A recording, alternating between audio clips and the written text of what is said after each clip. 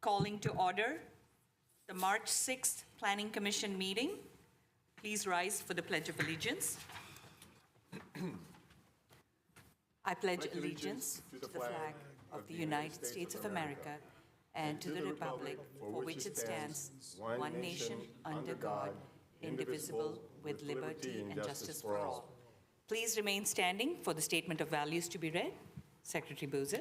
As we gather, we humbly seek blessings upon this meeting. May we act with strength, courage, and a will to perform our obligations and duties to our people with justice to all. Let us seek wisdom so that we may act in the best interest of our people, our neighbors, and our country. All of this we ask so that we may serve our community with fairness and respect, putting their needs before all. Thank you. Please have a seat. We will do the roll call. Elizabeth. Commissioner Bhatnagar? Aye. Commissioner Biagini? Here. Chair Kuru? Here. Commissioner Wang has notified us he would not be attending tonight. Commissioner Booza? Present. Commissioner Salame? Here. And Commissioner Crutchlow has notified us he would not be attending tonight. Thank you. We have two commissioners who have requested to be excused. We need a motion. Motion to excuse both Commissioner Eric and Commissioner Huang. Seconded. We have a motion by Commissioner Biagini and seconded by Commissioner Bhatnagar. Go ahead and cast your vote. Great, thank you, and the motion passed. Thank you. We will now move to the declaration of commission procedures. Secretary Boozer, please read for the record. I'll be happy to. Public hearings are conducted by the chair in accordance with the following procedures. The chair of the commission directs all activities during the hearing. All comments shall be addressed to the commission. Any items on this agenda may be continued to a subsequent hearing. Applicants will be allotted up to 10 minutes to present and justify proposals. Following staff presentations of the items, other speakers will be given up to 2 minutes. The applicant is allotted up to 5 minutes for rebuttal of comments. No additional comments will be accepted upon the close of the public hearing, although the commission reserves the right to direct questions to any speaker on any matter. Special procedures time limits may be applied to any items as prescribed by the chair. Appeal of commission actions must be filed in writing within 7 calendar days. Thank you. Copies of the current agenda and staff reports for each of the items on the agenda are available from the Planning Division office on the Friday afternoon preceding the meeting and available online. We will now move to the order of continuances and exceptions. This part of the meeting allows for applicants, members of the public, or other interested parties to request an item to be 1, continued without hearing, 2, withdrawn, or 3, taken out of order. Are there any requests from applicants, the public, or the members of the commission for a continuance or exception for any item on tonight's agenda?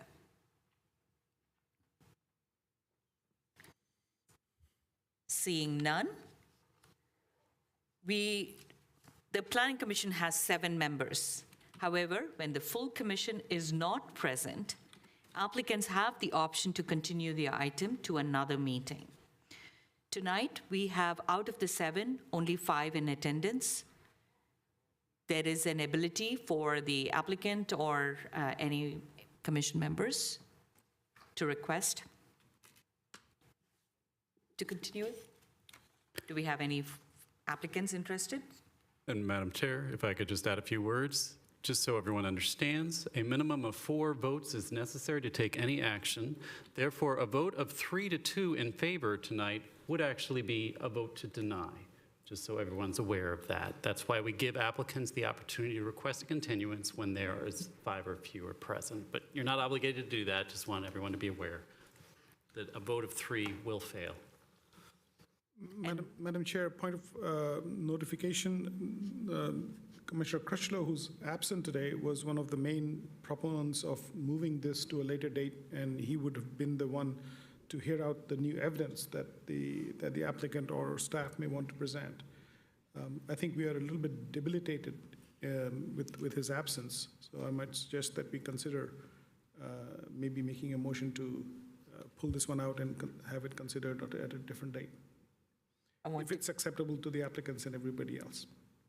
I want to give the applicants the chance here. It's not a reason to actually continue. However, considering the possibility of a 3-2 will be an automatic denial, it's something that you want to consider. We can proceed if you'd like for us to, but it's something I want to give you an opportunity to vocalize. You would like to continue, okay? Commission members, any deliberation?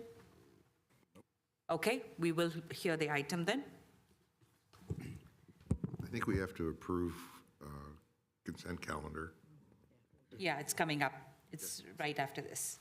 Okay, since we have confirmed that we will hear all items on tonight's agenda, moving to the consent calendar, Secretary Boozer, could you please read the procedures for consent calendar? The procedure for the consent calendar is as follows. Consent calendar's items may be enacted, approved, and adopted by one motion unless requested to be removed by anyone for discussion or explanation.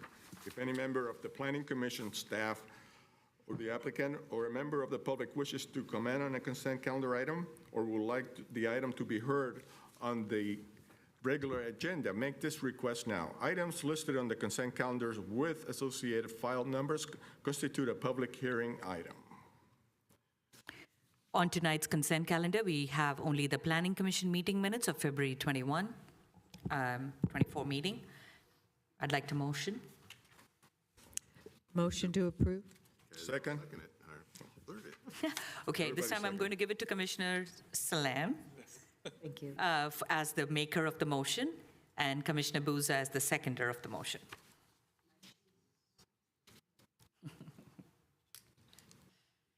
Okay, I have to change it. Hold on just a moment.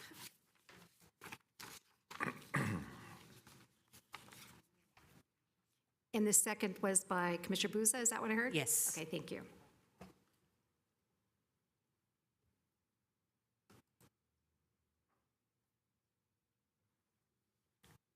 Thank you. We will now move to the public presentations.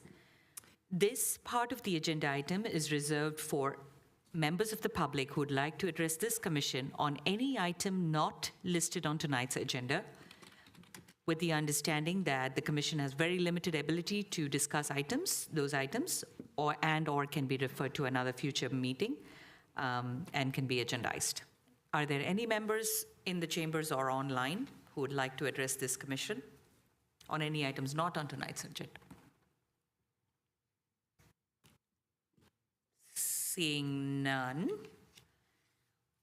we will now move to the public hearing part of this meeting. We have two items tonight. I'm going to read one, unless there's any order request change from anybody. I'm going to go in the order that is presented. Okay.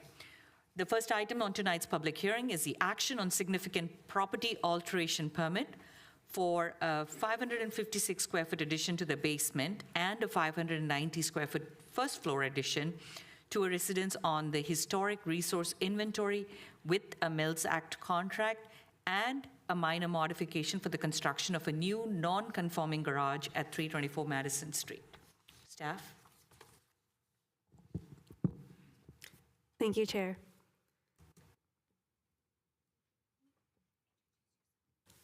This is Tiffany Bien, Associate Planner, and I'm giving the staff presentation for the proposed project at 324 Madison Street.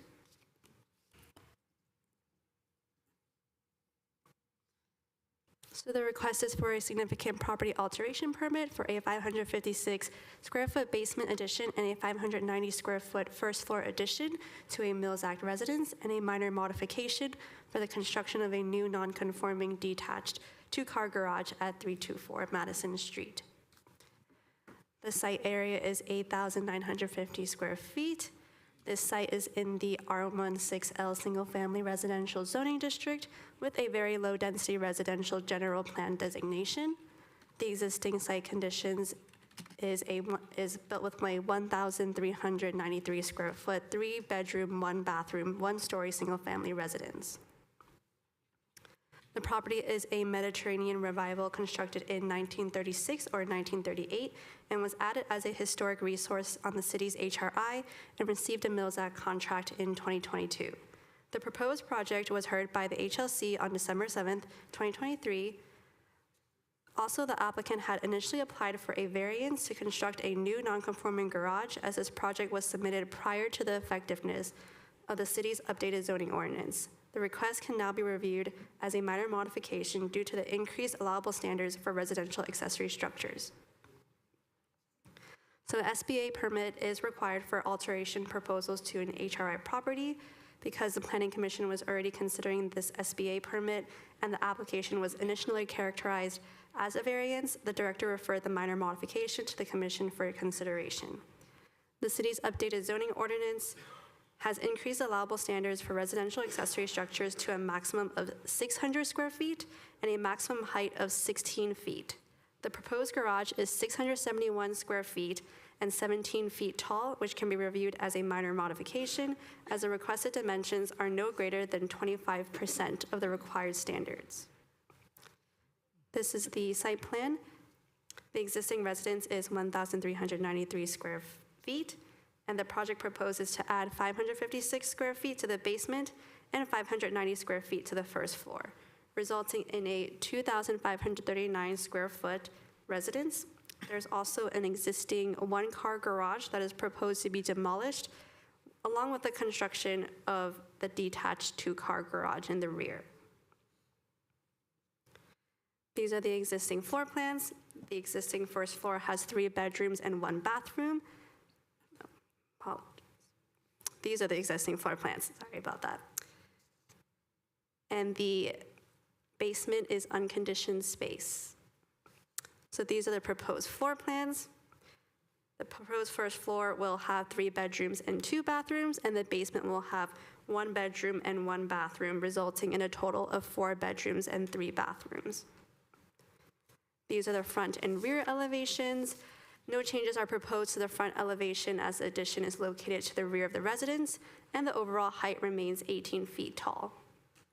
These are the side elevations. There is a proposed exterior staircase that leads to the basement addition. These are the garage floor plans. The existing detached one-car garage is 394 square feet, and the proposed detached two-car garage is 671 square feet and includes a half bathroom. These are the garage elevations. The existing one-car garage is 10 feet and 7 inches tall, and the proposed garage is 17 feet tall.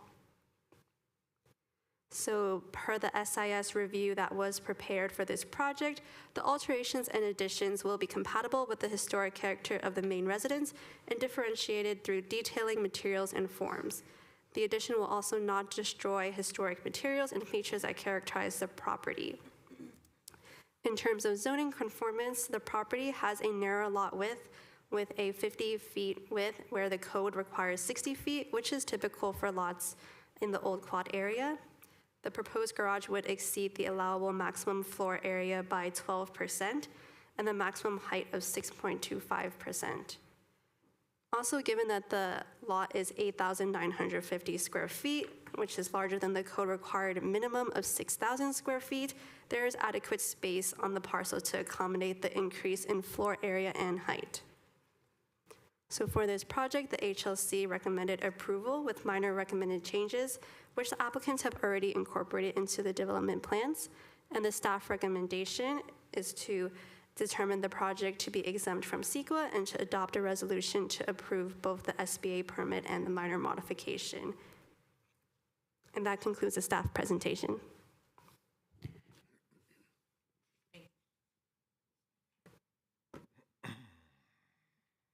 Thank you, staff. Any questions to staff? Tiffany, thank you. Oh, sorry, Commissioner Salem? Yes, did the basement get reviewed for 2 egresses? Because I've been through the basement issues. And so is there 2 emergency egresses? Let me pull up the development plans. I'm looking at them too. I see the outside stairwell and there's the inside stairwell, so I guess that really counts.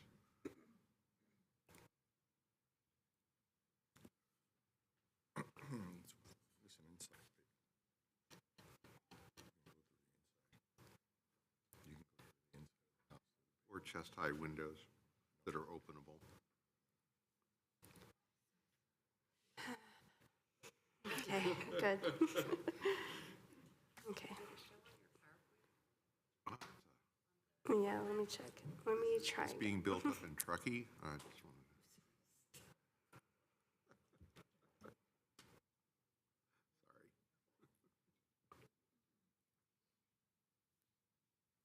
I don't really want to hold up the proceedings of it. I was just curious if that was checked, because that could get to be a permit issue when you get around to building.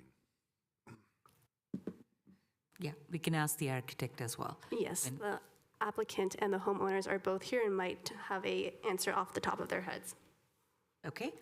We'll open it during the applicant's presentation. Thank you. Any other questions to staff? Okay, I have a question. Tiffany, thanks for presenting. What have been the contributing features that are preserved in the renovation as well? I believe that they had salvaged some materials that they're removing, and they're putting it elsewhere on the rear addition. Okay, because I'm seeing some of the, and maybe this is for, again, the architect and the applicant, but some of the contributing features, just want to make sure, as a Mills Act contracted property, that we are making due faith effort to preserve all of the contributing features. Yes, most of the work is done in the rear and in the basement, so the front facade and the side are to be preserved. And the roof?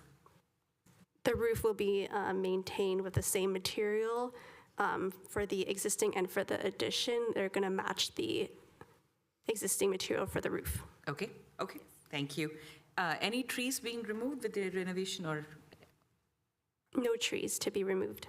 Okay, all right. Any other questions to staff? Question? Yes, Commissioner Bhatnagar? So, two questions, actually. What is the underlying reason why the applicant wants a taller garage? I understand that it's a small deviation, but it's a standalone structure. What's the underlying reason that says it has to be 17 feet or whatever, right? So that's one question. The other one is, you have a bathroom in the garage. Is there an intention not to use it as a garage and maybe as an ADU or some other usage that the applicant is planning?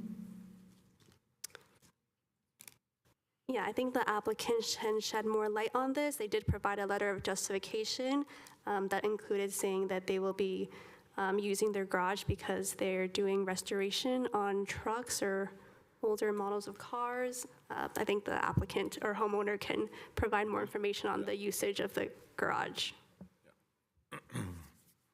And it's a half bath, but yes. Yes, half All bathroom. right, thank you. We'll wait for the applicant's presentation. And Madam Chair, for Commissioner Salim, I got the basement plans up, so you can see the stair location, the French doors, and then the slider window, as well as so the French doors here and the large slider window here. So, It looks good. in actuality, too, you can use the garage as a laundry room, too, so if they ever wanted to just use that, too, because I don't see one in here. Having the bathroom in there. Okay, Commissioner Salem, your questions answered? Yes, thank you. Okay, thank you. Now we'll open it for the applicant to make their presentation. You have 10 minutes, and good to see you.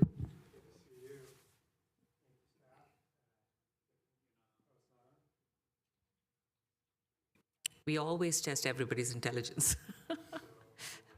There we You're go. on. I've never had to do that before. I've been up here probably 50 times in 20 years.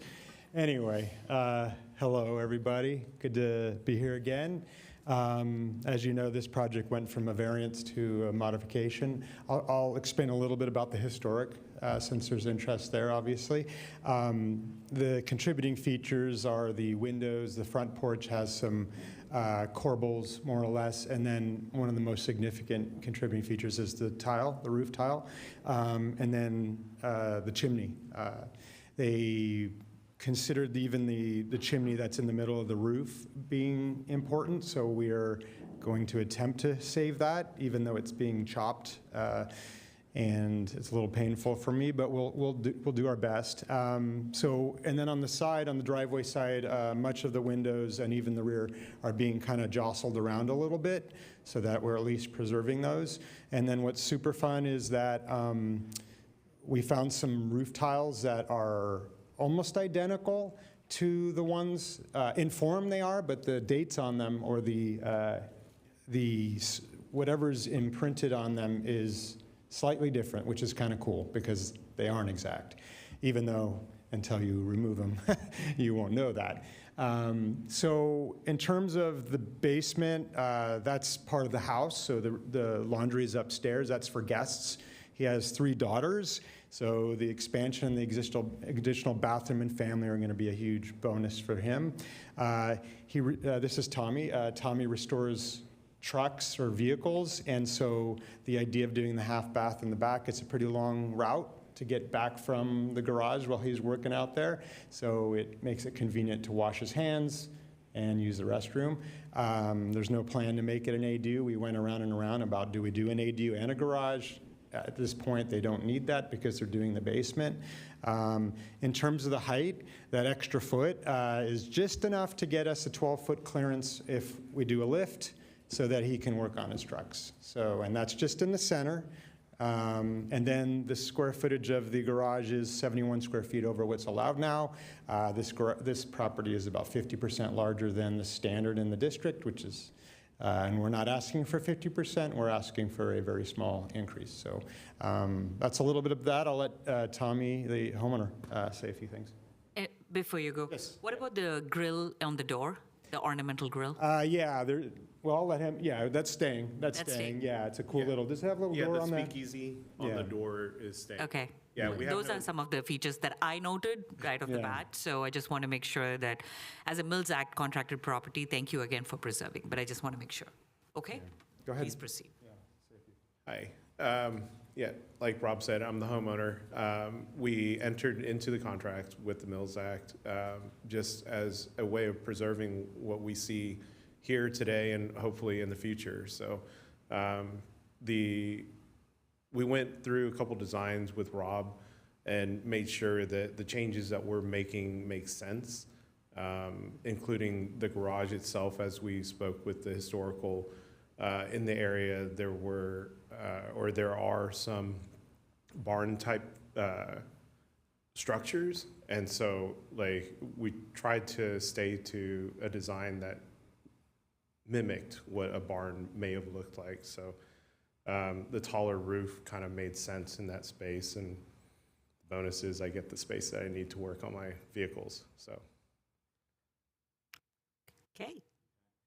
Yeah, and I didn't get into the whole thing about the justification in terms of what he said, that outbuildings typically in the older part of the town had taller structures, even more than 16 feet that we're allowing now through modifications. So I will probably be asking for more modifications potentially down the road for similar thing. It's kind of cool. Back in the day, people were using these garages for, I did one was an appliance repair shop. There was another one that was a radio shop. So I've worked on old structures that had more or less business uses.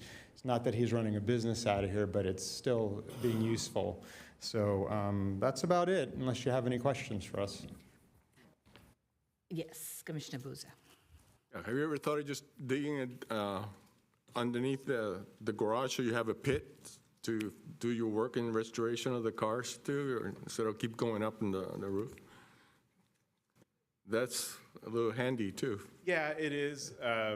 It's just with kids running around, I didn't want to have a pit in the garage. They close. They do close, Yeah. but sometimes like as they're, Yeah.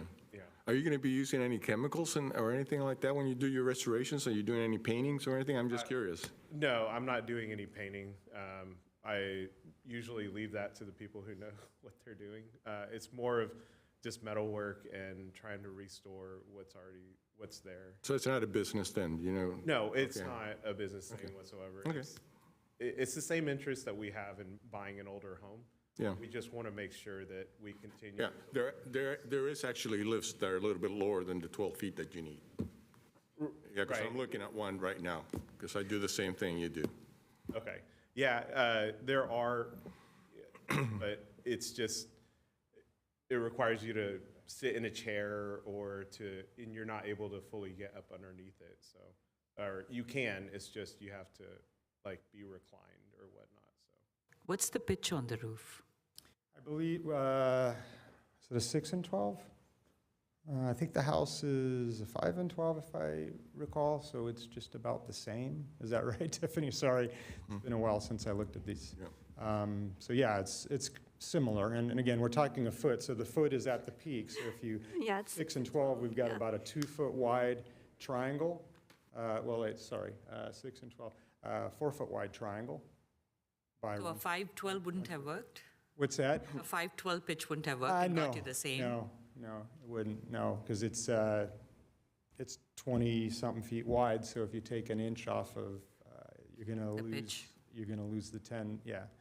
You're gonna So lose. he wants a clear height of 10 inside? No, 12. 12. There's a line shown on the elevation, which, it's also where the 12 occurs, right? 'Cause we don't want to have it in the middle of the garage, we want it to the single, Oh. one side, so it's I coming see. up, so that we can, I you can see. queue another car or a truck. He works on mostly trucks, right? Yeah, so that's also, they're a little taller to work on, not a Ferrari or a Lamborghini or something where they're really low. So 1 foot is, and the modification is a, I call it a mini variance, What's the height of the main house?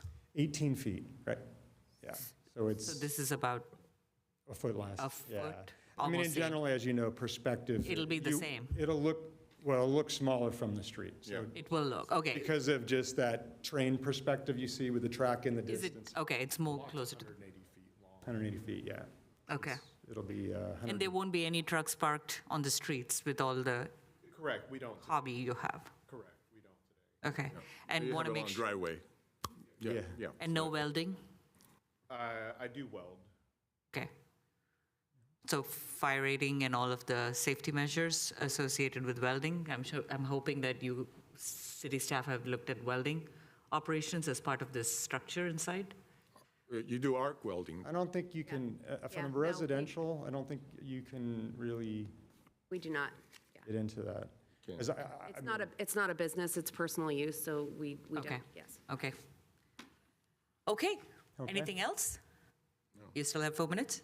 Okay. Okay, thank you. All right, thank you. Any questions before I let you all go? Okay. I will now have any members of public speak to this item? Anybody online? Anybody in the chambers here I for this? see no hands raised online. Okay, going once, twice?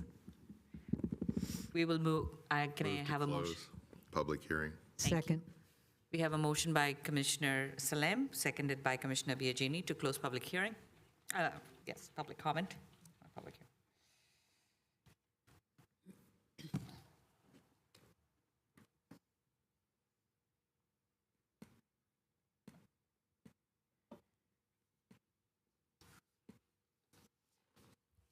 Commissioner Botnagar, can you cast your vote, please? Yeah, I'm just reading through this. This is to Oh. close public hearing, right? Yes. Correct. Yes, correct. Yes. Yes, It just comes up with the same. thank you. Okay, we will now entertain any deliberation. Commissioner Biagini? I just want to commend that you followed the recommendations of the Historic Landmarks Commission.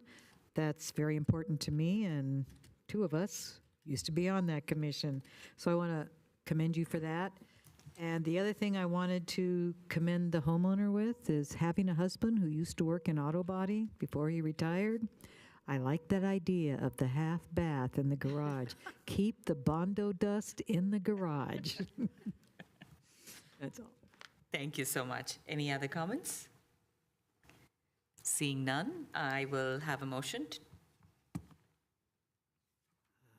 Motion to the first recommendation, determine that the project is categorically exempt, or recommend that we determine the project is categorically exempt from the formal Environmental review under Class 1, Section 15301, existing facilities, and Class 31, Section 15331, historical resource restoration rehabilitation of the CEQA guidelines. Thank you. Do we have a second? Second. We have a motion by Commissioner Biagini, second by Commissioner Boozer on the CEQA categorically exempt status of this project.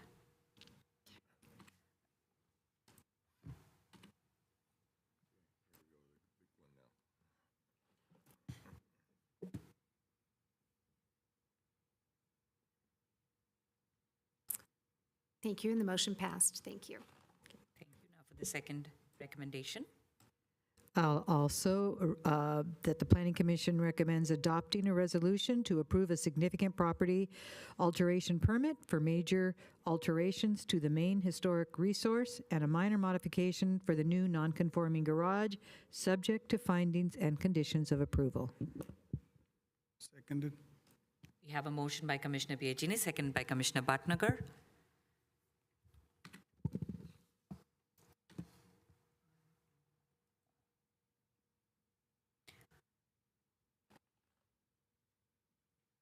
Great, thank you, and the motion passed. Thank you. Thank you, and that passes unanimously. Again, congratulations on another jewel preserved. We truly appreciate all your hard work, and we appreciate landlords taking that charge, and thank you, Robert. We will now move to the second hearing item today. That is the action. Let me just make sure.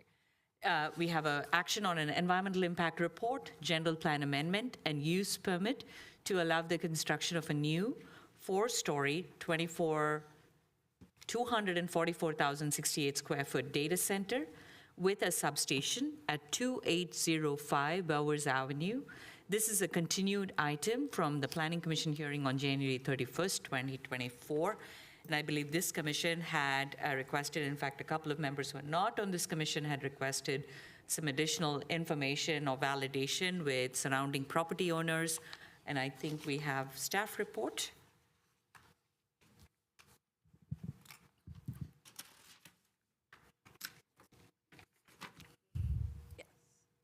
Thank you, Madam Chair. I will share my screen for the presentation.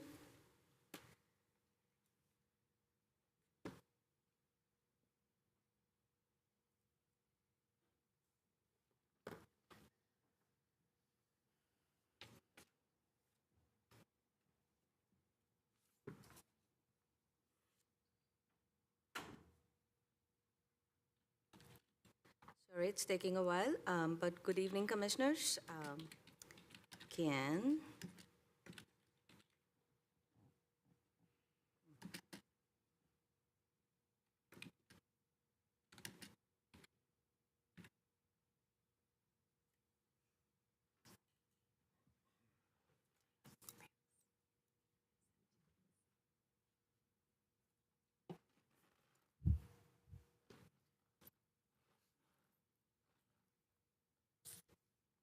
Sorry about that. Having some technical difficulties. I'm going to try doing that one more time.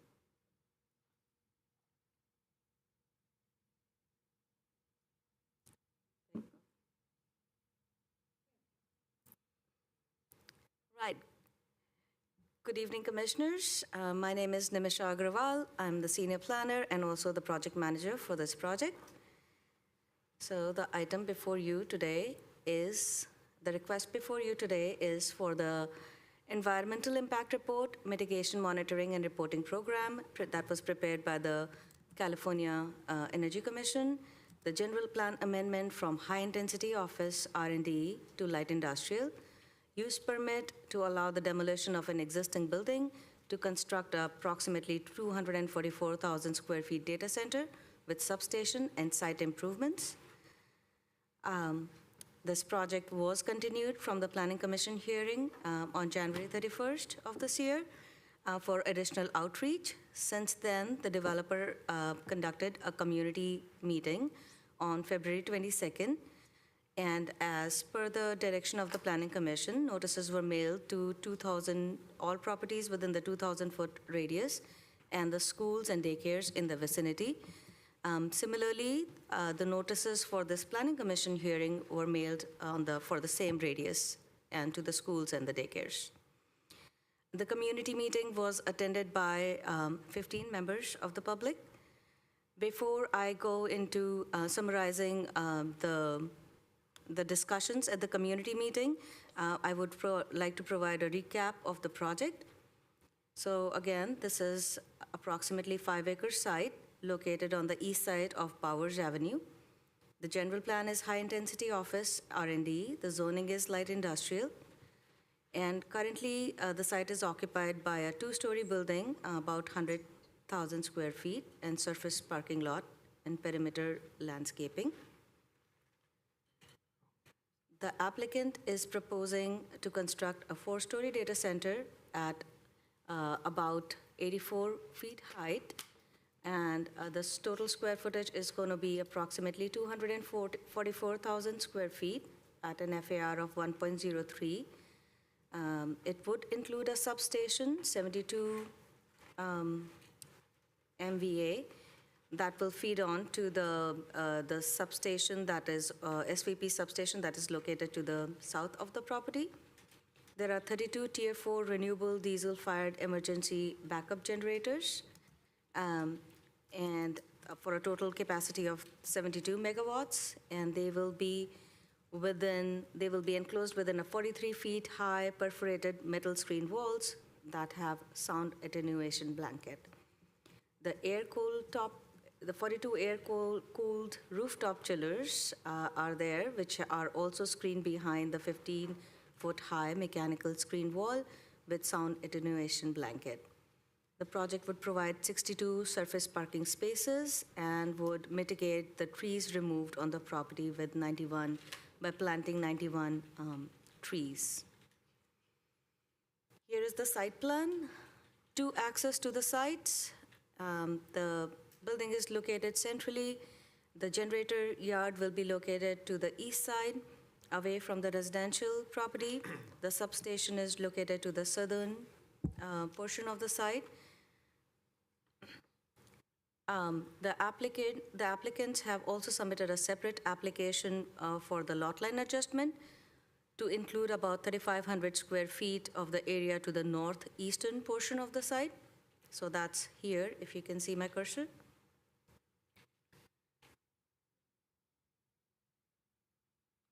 Here are a few renderings of the project.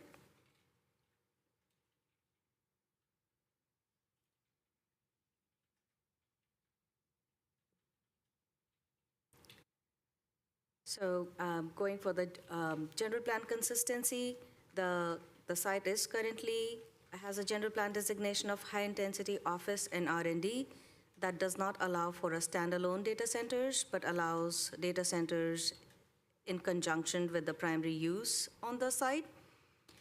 Therefore, the applicant is requesting a general plan amendment to light industrial that would be in conformance with the zoning for the property. The FAR of 1.03 exceeds the maximum allowances of 0.6 in the light industrial designation. However, the FAR policies are intended to limit the land use intensity to limit the environmental impacts. And in this case, environmental impacts such as the vehicle miles traveled, the data centers are the increase in the FAR for the data centers would not result in the increase in the number of employees, and therefore it will not increase the vehicle miles traveled. The project is also consistent with the several general plan policies such as utilizing and improving the underutilized property, strengthening the existing tax base, and also investment in the public services and infrastructure.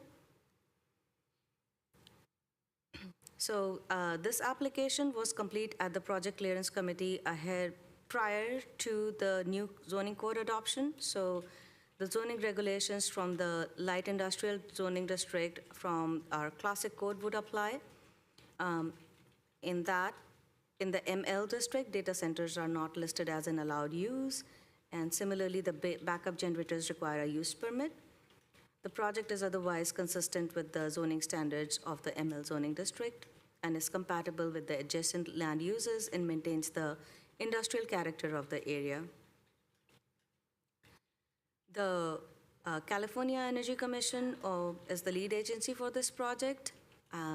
As the project, the total capacity of the backup generators is 72 megawatts, which is greater than 50 megawatts, and therefore California Energy Commission was the lead agency for this project. They prepared an environmental impact report and an MMRP in accordance with the CEQA and approved it. City staff has reviewed that EIR and agrees that the MMRP is appropriate and appropriately addresses the environmental impacts. Going back to the community meeting on February 22nd, listed here are the questions and concerns that were brought up at the meeting. The first couple of questions were about the security of the premises and the number of employees.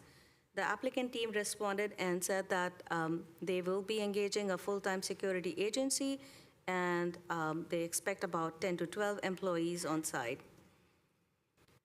There was also a question about if the project will generate its own power, and the response was that it would be only when the emergency generators will be in use, and that will be during emergency, or when they are tested once a month for about 15 minutes.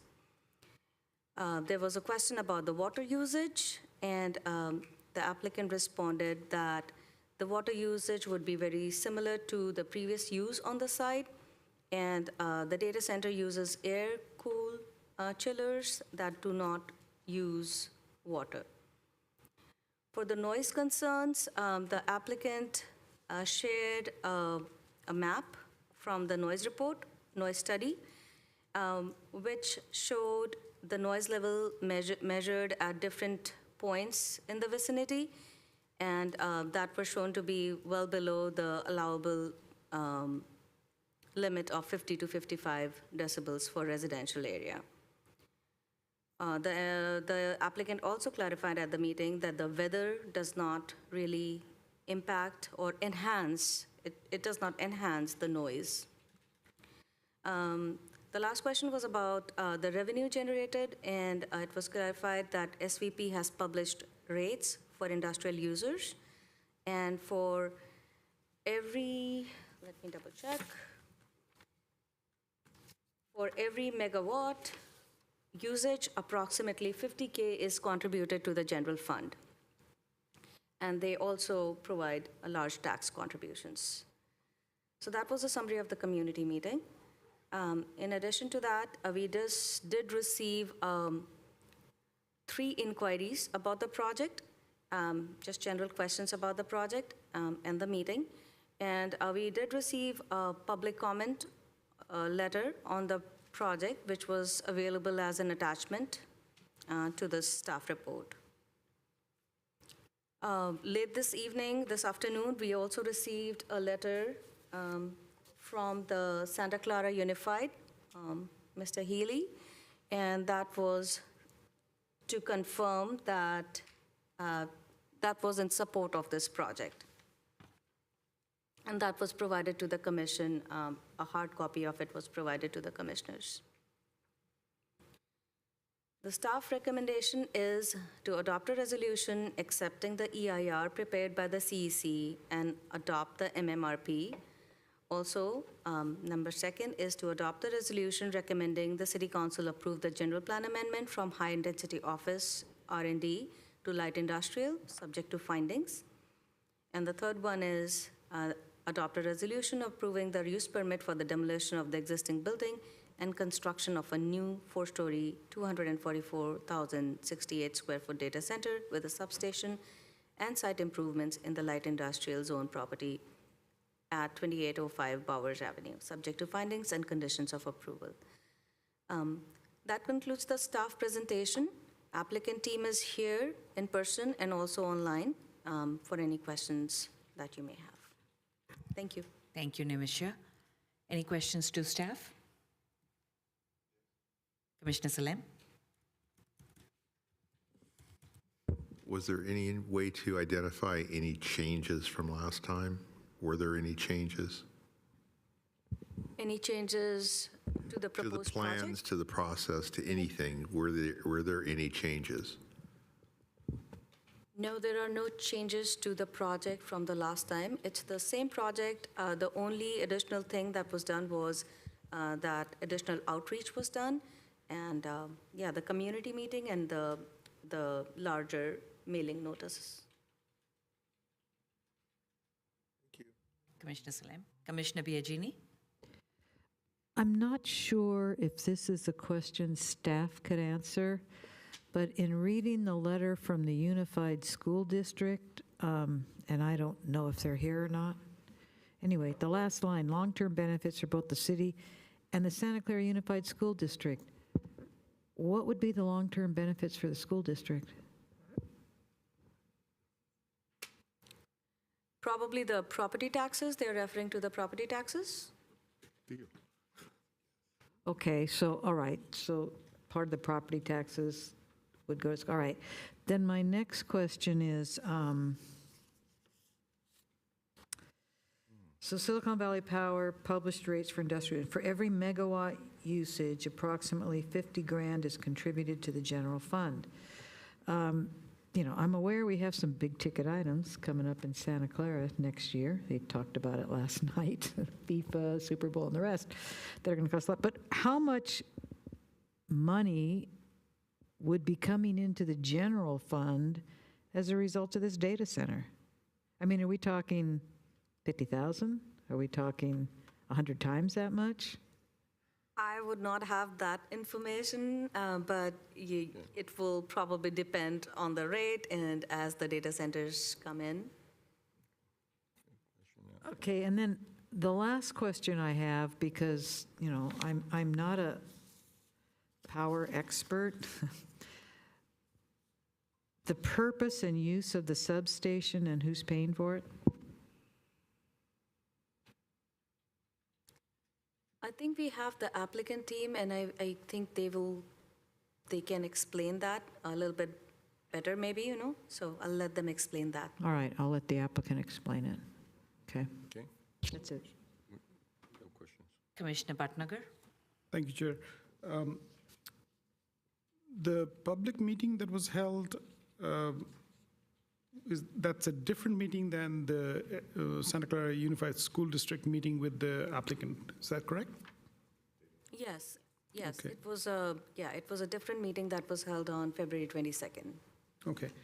And then at the public hearing meeting, the inputs that we have received from that meeting, did those inputs come from the applicant, the public, or the staff was there?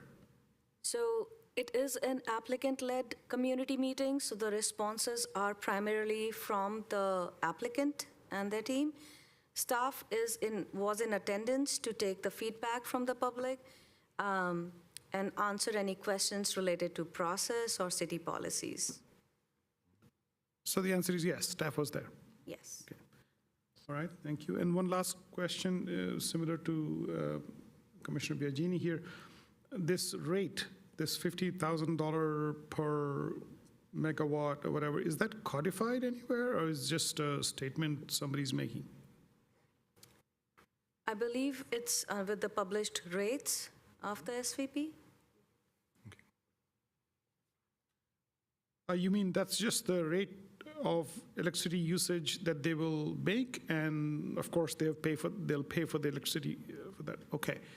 All right, so it's not a contribution to the city, it's a payment for a consumption from the city, correct?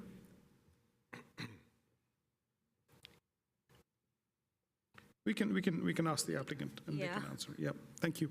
That's all. Okay. Thank you. Commissioner Boozer? Yes, this is for staff. Okay, so they want to change it from R&D to make it to industrial. You're aware you're close to homes, so the people that bought homes in that area all of a sudden going to have an industrial site instead of having an R&D. Do you think that's fair? Do you think that we even can bring that up to have our citizens say, hey, I bought a house just down the, less than a quarter of a mile from there, and all of a sudden you're going to turn it into a light industrial with generators and all of this diesel engines and so on going on. Do you think that's fair? I just want to know, is that what we're doing now here today? Regarding also on the megawatts, the power source, the data centers, we're going to ask the applicant this, data centers, they built the data centers to sell the services to different companies. So they're buying the power at a discount rate to us and selling it to somebody else at a higher rate or a higher deal. So they're using us, our power plant to, as a business to make money into reselling our power. Is that correct? Is that the way it works? Just kind of clarify so people would understand that. So I can start with the first part of the question. So up here, I'm sharing my screen, is the general plan map that shows light industrial properties south of this subject property. So this area is envisioned in the general plan, the surrounding properties to be industrial office kind of uses. The zoning map to the right shows all of these areas are zoned light industrial. So that does not necessarily, the data center use does not necessarily change the character of the area? It does. You're changing the character. You could be reclassifying it to something that it wasn't before. That was never intended to be light industrial. That was for R&D when that area was developed. Maybe staff, you can clarify. The ML is already an approved zoning district. Yes. So the general plan was adopted in 2010, and it was at that time the city made a shift to applying a higher intensity office R&D land use designation to the city. It wasn't something we had before. Also, we have a low intensity office R&D. Those were two new designations for the city. The city never came back and rezoned those to match. So you have the non-conforming light industrial. So this area has historically been light industrial. The general plan was previously light industrial, but when we did that general plan change, we never brought the zoning to match. So in effect, if we were to now update our zoning map coming soon, Yes. whenever, it would match the R&D zoning. It would, correct. So it would go, what you're saying is the reverse. So people will now actually come into an R&D neighborhood Correct, yes. into the future. But that was never a light industrial area. It was originally a was light never- industrial area. There was never a business there that did anything. It was mostly R&D area. Because Yes, I've been there in that area before. It was orchards and when they built it. So Okay. I know Okay, what it was it was there. designated for light And industrial. that was never brought to the Historically. public either. That's what I'm trying to say. The city is trying to put things without bringing it to the attention of the citizens of Santa Clara. This is what it really gets. Okay, we're going to correct Yeah, that for the let's record. correct that. The zoning map is an adopted old version, has it as light industrial. The new general plan map now designates it to be an R&D. And so now, moving forward, the new zoning map will update itself to be high-intensity office/R&D. If things stay as they are, correct. Okay. So, correct. The general plan map, I think it'll be helpful if staff added the time. The zoning map is from pre-general plan map. Correct. So the general plan map was updated in 2020, 2010, our general plan was adopted. and the zoning map that is. 1969. So we have, so just for clarification, Yeah. it has always been an ML. Yes, correct. Thank you. We'll move on. I do want to point out one thing, Yeah. Madam Chair, if I may, that this application was submitted about 3 years ago or so. So at the time, we were still working on our zoning code update. It just so happens that it is now coinciding with that. With the general plan. But Okay. this application has been on file for the last 3 years. Okay, so irrespective of this project versus any other project, the future of this land would have still required that rezoning to happen to R&D. the city would have taken that action, yes. Exactly. The Okay, so it doesn't matter what. Property owner is interested Okay, in so the keeping first- it in light industrial. Yes, so the first recommendation of the general plan amendment, or the zoning amendment is to align with just the land use designation there. Okay. Any other questions to staff before we allow the applicants? Xander has some thoughts. Well, Madam Chair, I believe I figured out the answer to Commissioner Batnagar's earlier question, which was about how much money we get from somebody using Silicon Valley Power as a utility. And the answer is, when a municipality has a utility, in theory, the city recovers just the cost of producing the energy.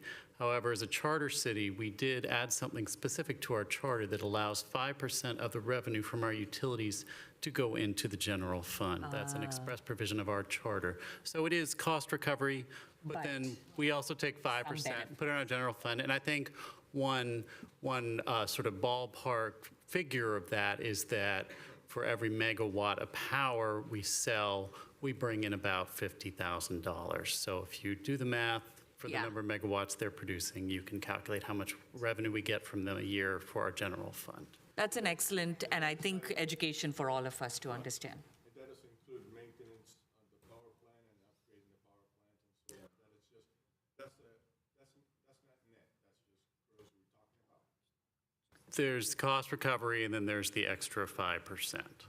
So we're getting a little bit more than cost recovery. Yeah. Well, okay, The guy's getting that. okay, thank you. Thank you. Any other questions to staff before we allow the applicant to present there? You get it now? Okay, no questions to staff. I will invite the applicants. You have 10 minutes. Thank you for visiting us again. You're welcome, glad to be here. Before we start the 10-minute timer, we have a lot of my team in the room. Several of them are on Zoom that are going to be, I think they're called panelists. I'm not a Zoom guy. Neil Sheehan is our architect. I don't know if you can see him out there because our first couple of slides are going to be done by Neil. Yeah, so I don't see Neil, but we have promoted Patrick, Joe, and Alexa, but I do not see Neil. We'll just call an audible to see if Neil shows up. Okay.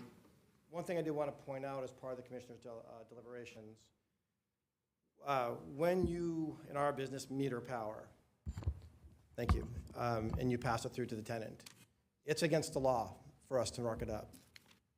We don't profit. It is a straight pass-through from the operator to the tenant, and the bill gets paid. There's no profit to be taken. In fact, the CPUC looks very dimly upon that.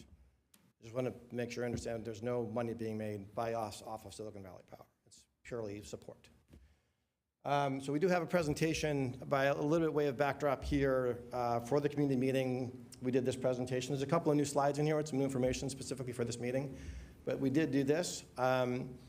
And we took all the questions. This slide here is basically just a summary of events since the last time we were chatting with you, right? We talked to you on the 31st. Some of the commissioners, Eric Crutchlow, who's not here today, wanted us to do some more outreach. We did. We sent mailings out to about 2,000 houses. I believe staff reached out to the school administration. I met with the school administration yesterday for about 90 minutes and answered the questions as best I could. And I believe you folks got a letter from them today. Did the Zoom meeting, there were 16 participants. I think staff said there were 15. I think I might be off by one. Staff conducted a survey, which I'm not sure if they have the data. I don't have it, but I believe 50% of the meetings participants said that they heard of it through the notices. The meeting was recorded. I don't know if you folks had a chance to see it, but one of the things that we had our team do is that for all the questions we received, we circled back to the public and said, did we answer your question successfully? And made sure that they said yes before we continued to give answers until all the questions that we were asked were satisfied. And at this point in the process, we believe we've complied with all the city and state requirements. The only other thing that I'd like to mention that didn't make it onto the slide today, it came up in our last meeting. There's been some questions about using a PLA. We are definitely using a PLA. That PLA will cover any trade that chooses to sign it along with us, and it's, a blanket PLA for lack of better terms. I just want to make sure that that's part of the record. We believe in union labor. Union labor is going to build this thing. That's not a question. So with that, next slide, please. I'm going to go through a couple of renderings since I am not an architect and Neil isn't here. There were some questions from the chair, I believe, about some of the aesthetic of the building. So we added a couple of different renderings here for you to look at. Next slide, please. That one I think you've seen. Next slide, please. I'm trying to get to that one's in the staff person. Next slide, please. So there's a night view. I'm not sure if you saw that, but that sort of reflects some of the wave pattern that Neil talked about last time, right? This is not, in our estimation, a big ugly building. There is some attempt at a nice aesthetic from all the different angles. Next slide, please. So this was just a project timeline we shared with the public and we'll share with you. We have been going through the entitlement process now for close to 3 years. And this is, top right is where we are today, I believe, and staff can confirm this. We're tentatively scheduled, all things being equal, to go in front of City Council in April. But that's, we're here in front of you tonight to answer all of your questions first. I just wanted to give you a sense that, the team has been involved in the community and with SVP and others for quite some time now. There was also a question, which I'll just address right now, about SVP. The substation we have to pay for. Any transmission lines, any services that SVP has to bring into our property, we have to pay for. There's no, and that's part, I think, of the conditions of approval. There's quite a number of conditions of approval that SVP has. It's in your packet. I believe that's one of them. So there's no cost going to be incurred by the city. We have to pay. We have to pay for all that. Next slide, please. So at this point, I'm going to ask Scott Galati, who's here with me this evening and is our representative who did all of our work with the California Energy Commission. There were some questions about the Energy Commission, about the 1,000-foot radius, about the generators and the like. And we had Scott come today to walk you through that. Scott? Thank you. My name is Scott Galati. Madam Chair, members of the commission, thank you for having us. This slide right here walks you through, and we went through this through the public meeting as well, walks you through all the noticing procedures that the Energy Commission files. You may not know why the Energy Commission is involved. The Energy Commission is involved because our backup generators qualify under their rules written in 1975 as a power plant. In fact, I permitted the power plants that you are operating right now on behalf of the city. This shouldn't really be there, but that's why it's there. The Energy Commission can only make a finding that the project has no impacts or that the project cannot be approved.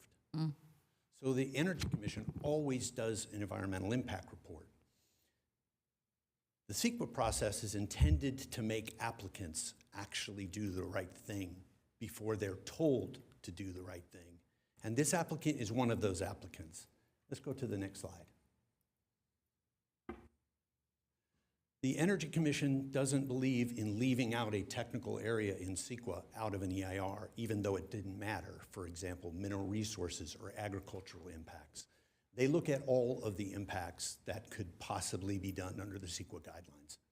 And they made a finding that with all of the mitigation that was incorporated into the project, that the project didn't have any impacts. Indirect, cumulative. They evaluated the project with the next project next door.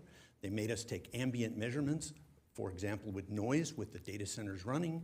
They made us use ambient air quality information so that it would capture all the other data centers and any other facilities in the city. And that's just how they do it. So it's a very thorough document. During the public setting, I never said anything to the public in answer to a question that was not in the EIR. Let's move on, please. This was also gone over in the EIR. This is a technical report that was submitted that the Energy Commission relied upon and included as an appendix in the EIR. And basically what it shows what this applicant has done. The applicant is capable, according to the zoning, the research zoning, to have as much as 70 dB at the property line. That's the very inside red. They knew that there were residents around. We knew that the city was concerned with noise.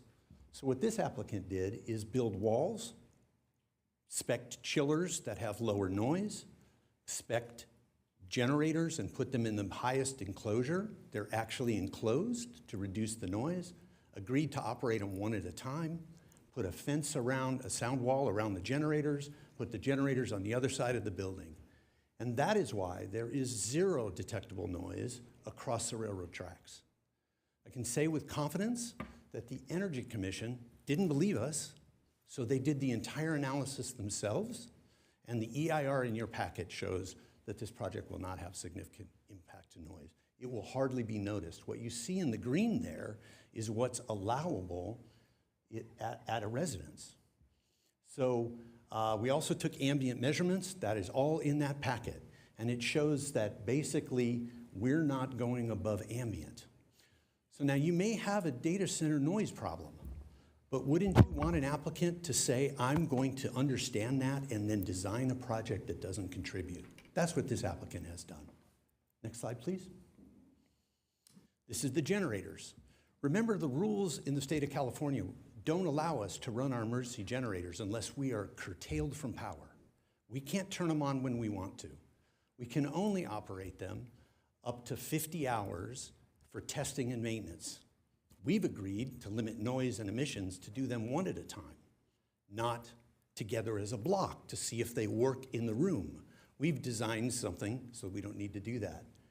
The second thing is that we have, even though we have up to 50 hours, we're predicting we're going to operate each generator 10 to 12 hours a year for about 15 minutes a month, and we run them at no load. So what you see there is what does it look like when we run them at full load? And you can see that the noise doesn't leave the property. And from that perspective, we think that we don't have any significant impacts. And we certainly, our noise is below all of your own city set standards, including residential. Next slide. I think that might be it. I'll leave some more time for any questions that you might have on that. And I have Mike Lisenby, who's an environmental consultant. He's done work for the city. He also has done work for us. It can maybe add more clarity to what I provided. Thank you.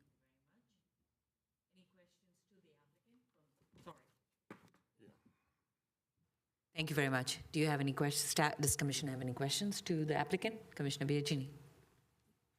I'm not sure who to direct this question to, but go back to the slide that you were just showing about the noise generation on the property line. And I'll tell you what hit me. And then I'll tell you the generator, question. the smaller one or the bigger one?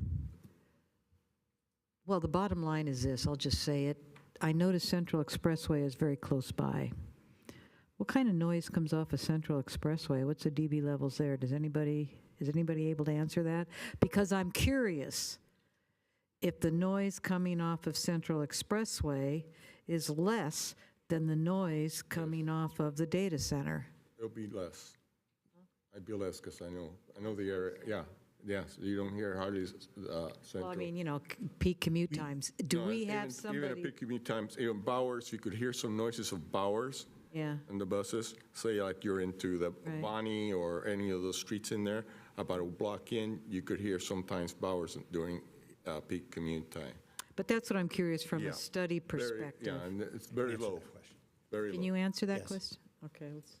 We went out and took ambient measurements, and we compared our noise to the ambient measurements, and you would not be able to detect the data center above ambient. So we assumed ambient included all of the traffic. We did a 25 hours noise study, and we measured it to the lowest noise recorded. And that's why I'm saying you need to appreciate what this applicant has done to reduce noise, and you want to encourage other applicants to do so. Well, of course, I would encourage other applicants to do so. Correct. And all the noise residents, you see the The green is 50 yeah, to the little arrow 55? in the lower area, that's the closest noise residence. Show me, where's That the receptor right there, Okay, that's the gotcha. closest. So we measured there as well. So the green blob is 55 to 60 dBs? Correct. And we don't know what Central No, I'm sorry, Expressway is, 50 to but we're going 55. to assume that that's the ambient noise would have included Bowers and, all right, well, okay. That answered my Yeah, question. but except you're at nighttime, at midnight, can you hear that? What's the, this 50, 55 at nighttime, you could be able to hear that. Yeah, it's not 50 to 55 at nighttime. It stops being 50 to 55 at the line. Where there is no shading, You know how- it's less than that. So you're aware how the noise travels, correct? Correct. Okay, so the wind comes from the north, correct? So it blows. The wind will blow from the north and it will carry the noise, correct? Will not. What? Commissioner Noise, Boozer? yeah. Thank you very much. I hate to differ with you, but my question was, let's say this gets approved, and you go ahead and build this, and the residents around the area say, wait a minute, we're hearing too much noise. Are you willing to come back and do some retrofitting in their homes to kind of, turn the noise level down, or like they did at the airport for, San Jose, the part of the north side, that they put, different kind of windows and insulations and so on to kind of quiet the noise? Are you willing to do that? We're willing to do whatever the city would enforce, but I doubt that the city would be able to enforce such a thing because we've already designed the project such that that cannot happen. Things happen. And it's not me you're agreeing with. It is the Energy Commission's noise engineer, the other private noise engineer, staff reviewed that, and that's why we designed this project this way, so that it wouldn't do exactly what you're worried about. Yeah. Thank you again. Thank you so much.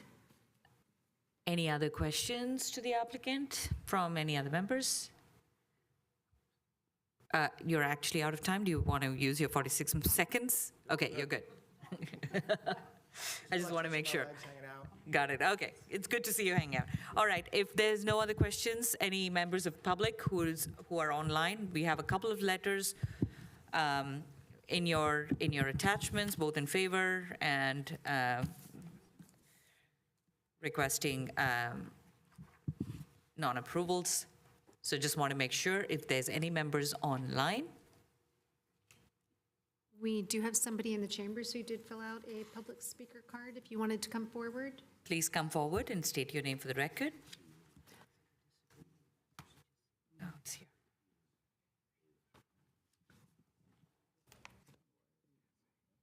Good afternoon, Commissioners. My name is Moniqua Brown. This job has the opportunity to put women, minorities, veterans, young at-risk adults, and this community to work in meaningful careers if you choose a responsible contractor. I've been a proud carpenter since 1999. Being a union carpenter has done so much for me. I'm a mother of two and a homeowner. This career has provided me with everything I needed.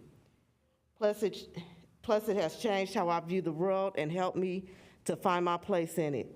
I have the best training and can always upgrade my skills. I can learn new skills as we have the best training facility, I would say, in the world when it comes to all 11 different crafts. I have every tool to be successful and thrive, plus the support of brothers and sisters, which these are what we should want available to all humans. This is a chance to change the pathway of so many like myself.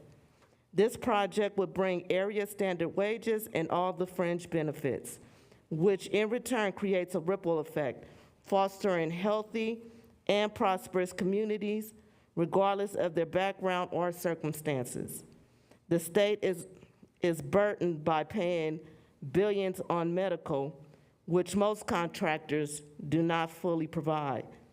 Let's do the right thing and make decisions that will impact people's lives and our community for the better. Thank you for your time. Thank you for being here. Any other members? Online?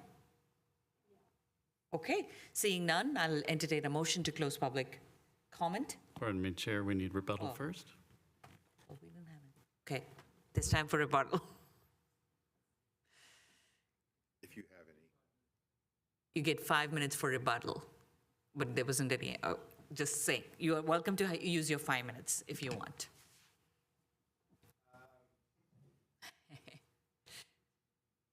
I don't really have much to rebut.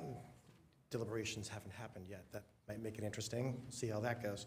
Okay. I guess I just would want to reiterate for the commission what Scott Galati said and what others have said and what our time chart showed. You know, we've been working transparently and, hand in hand with the city and with SVP and with planning for 3 years now. And we met with the public, and we believe we've done everything in our power to answer your questions, to do whatever the city and whatever SVP and whatever the community wants us to do. So I realize this isn't a rebuttal, it's just sort of a canvas for all of you to say that this applicant and this project, I'm not sure what else we can do. And obviously, you're going into deliberations, and we'd, very much like to support. Thank you. Just a quick question. What's the name of the parent company again? GI Partners is the official applicant. And they have how many centers here in our city? Wow, that's an interesting question. So GI Partners is the founding investor of Digital Realty Trust. I believe the principal of GI Partners is still the executive chairman of the board there.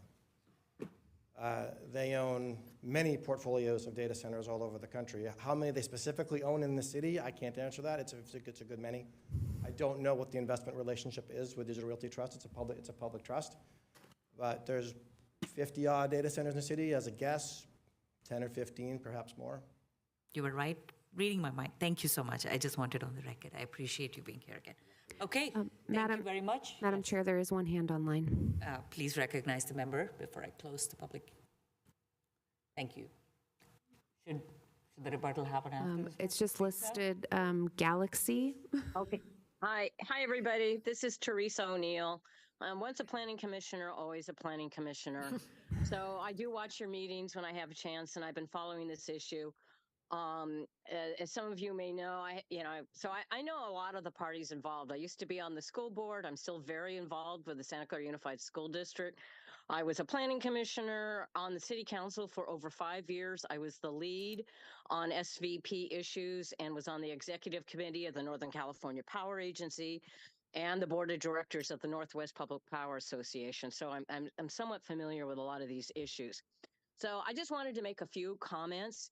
And one is that I think we need to realize that actually Santa Clara has been very blessed that we've been able to welcome a lot of these data centers to our city. I know some of you have hesitations, but during my time on the city council and afterwards, I had people from other cities in the Bay Area say about how jealous they were of Santa Clara because as the industrial users moved out or as their manufacturing closed down, they lost a lot of their tax base. And a lot of those areas of their city, the industrial areas, became vacant. And in many areas, they're still highly underutilized.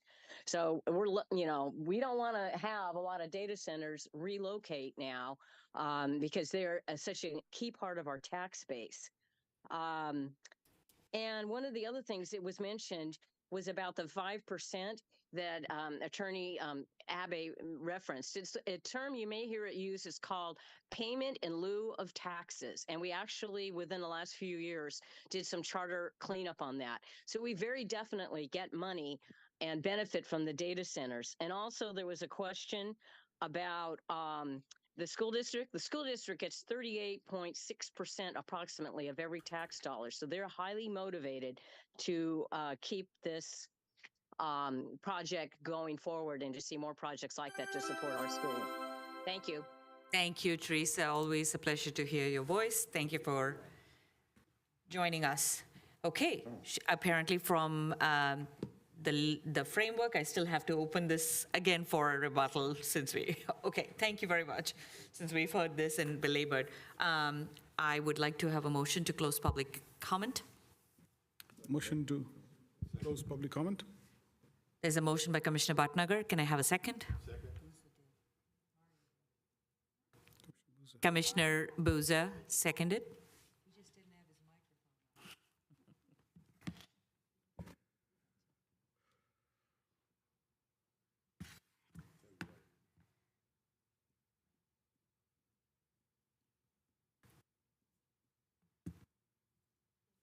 Thank you. So we can start the deliberation, and of course we will miss Commissioner Crutchlow here since many of his questions are being heard today or answered today, but I will look to the commission.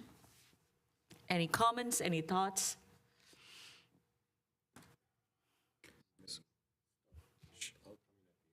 Okay. Okay. So So I have to say that it's impressive that you took all the inputs from the commission seriously. And in fact, I was not expecting that the meetings would be held and you would be able to come back to us so quickly. So that's a measure of your seriousness and attention to what the commission at least raised last time. So for that, certainly much appreciated. And I think I also appreciate the environmental impact summary that you provided. Yes, all of this is in the paperwork, but it's a nice thing to see, visualize that, yes, we had significant noise concerns, but as far as the science goes, and CEC personnel have looked at it and said that it should be okay. So those two, in my mind, are significant improvements since what we heard last time. So thank you for doing that. That's my comment. Thank you, Commissioner Bhatnagar. Commissioner Biagini? So it's a balancing act for me. Do I think we have too many data centers in Santa Clara? Yes. Do I think there's things we could do to perhaps mitigate some of the issues that I hate to hear about 50 years from now if we only would have known today? But I will say this, some of the things that satisfy me more this time around are that it's clear, substations, lines brought in, the applicant pays, not the city. There's no money by law, but I'm glad to hear that. I'm not an expert on it, to the applicant from using Silicon Valley Power, and that's by law. I'm glad I got my question answered from Teresa O'Neill, who I have a lot of respect for because of her years and expertise on both power, planning commission, and it just goes on and on. But to know that 38.6% of every tax dollar goes there, and of course that it's going to be built union labor, that's important to me. So I'm hearing an awful lot of positive things. It still comes down for me, do the positive outweigh some supposed negatives? On balance, right now, as I'm looking at it, unless some of my colleagues convince me otherwise, is that we're better with this project than without. And it's not just because I think, yay, we're getting money into, we're going to get money into the general fund, because it isn't always about money. I want to make that very clear. For me, it is not always about money.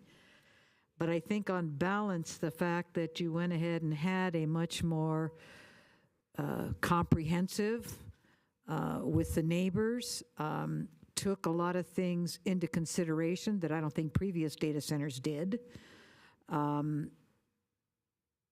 Right now, on balance, I'm going to support this. It's not easy, but if they build any more data centers, I want to see it even better than this one. And thank you for not having as ugly a building. Thank you, Commissioner Biagini. Anybody else? Commissioner Bouza. One thing I got to say, your data center looks fantastic, but do I really want that data center close to a residential area? The answer is no. And bringing the 10 to 12 people, like Teresa was saying, we need the business? No, we need places like NVIDIA. We need places like Intel and so on. They actually bring more money to the city and do better for the city than a data center does. The data center puts a handrings on the thing. That building that was there at one time used to have quite a few employees in there, hundreds of employees. 10, 12 employees doesn't really bring that much revenue to the city. So and I agree with you, the point about, I just think that it's going to be a problem with those generators kicking in, those diesel generators kicking in. It's going to probably be a problem, and it's going to be a noise factor. There's a lot of people that live really close by, and I blame the city for allowing so many of the data centers going in there and not mentioning anything to the citizens. It's not your fault. Like I said, again, I think you're doing it, your place looks beautiful the way that you designed it. I would, more than glad if that was the first one that we were building and it was in a different area. I would be applying, I would be there helping you. But yours unfortunately, is, like you said, it's a hard decision. Sometimes making a decision, it is hard. And listening to people talking that live around the area, the feedback that we get from the city, from a lot of the residents is saying, God, enough is enough. Look at those things. They're hideous. What are they trying to do? And we are really, I don't see the money coming in, the benefit for the city on those units. I think different businesses will bring more revenues to the city than a data center. Will put more people to work. It will also, it'll bring more unity to our city. We need a lot of things, but I don't see you bringing in that much money. There's other people that are going to be making that money from the data center than it should. I've been watching the stock on Digital Realty. It's been kind of flat lately. So, keeping an eye, see if you guys were doing something. We already have the one in Lafayette, the big building there, and also on Central. So they're all over the place in our city. So it's like they're eating our city up slowly at a time. I'm probably be the only one here that will probably go ahead and say, hey, I'll make a hard decision. I'll say no to this. So I just want to let you know.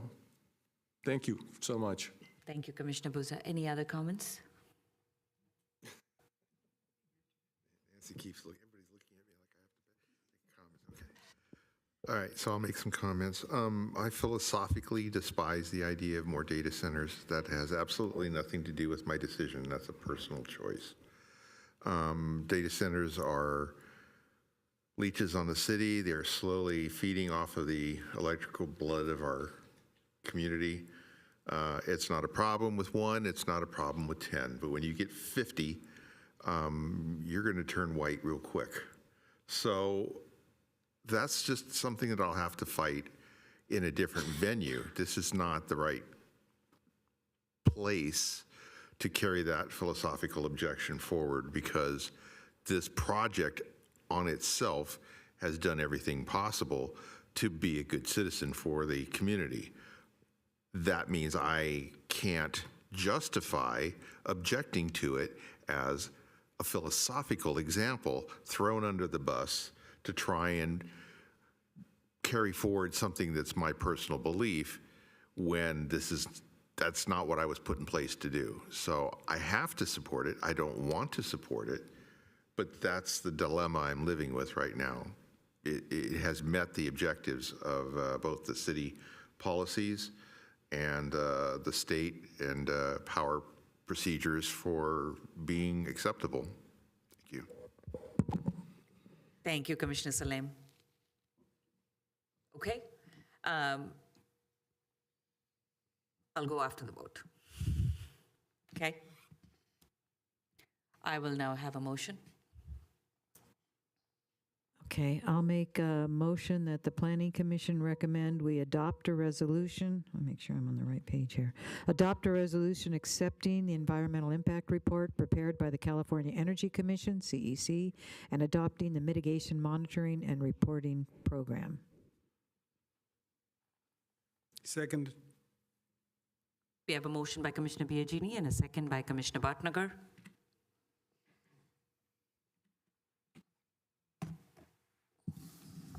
Okay, go ahead and cast your votes. Do we have everyone? Okay, thank you. Yeah, and the motion does not pass. Does not pass, right. Okay, I'll go to number 2. Motion to adopt. Yeah. No? So this is a bit complicated. You have not taken any action on the environmental yet. Technically, you need to take some action on the environmental before you take action on the project. If there is no alternate motion, then we will simply... Isn't that what the first one was? Right, but the motion has failed. So technically, you have taken no action so far. There has been no Right. motion that has passed. So you can't move on to anything else? Well, I guess the next question for the chair is whether there are any alternate motions. So, and I'll go here only because I can, I guess, now with the deliberation that's continuing. So I truly commend and applaud Digital Realty. I have nothing against you. I have nothing to object on the process that you've been through. But I have, and I will continue to make the case that at some point, we need to make a call out to the city council based on a decision. We cannot speak on both sides of my mouth, so that's my own principle that I would like to stand strong with. The reason I asked how many other data centers is if this was your first and it's hitting your economic base and you were like, a small business owner, I would have had a different stance probably. But you're a well-thriving business. You have 10 plus, 12 plus. This is another one in the pot, a drop in your bucket. But for me, and as a very strong steward of why we think data centers are becoming more and more, I would say, and I don't want to use very strong words here, it'll get quoted very quickly, but it's just spreading so rampantly that we need to call it out. And that's the reason for my no vote.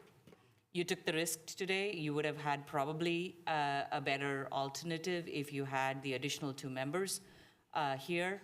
However, that was the choice that you took today, and here we are. Can I just correct the record?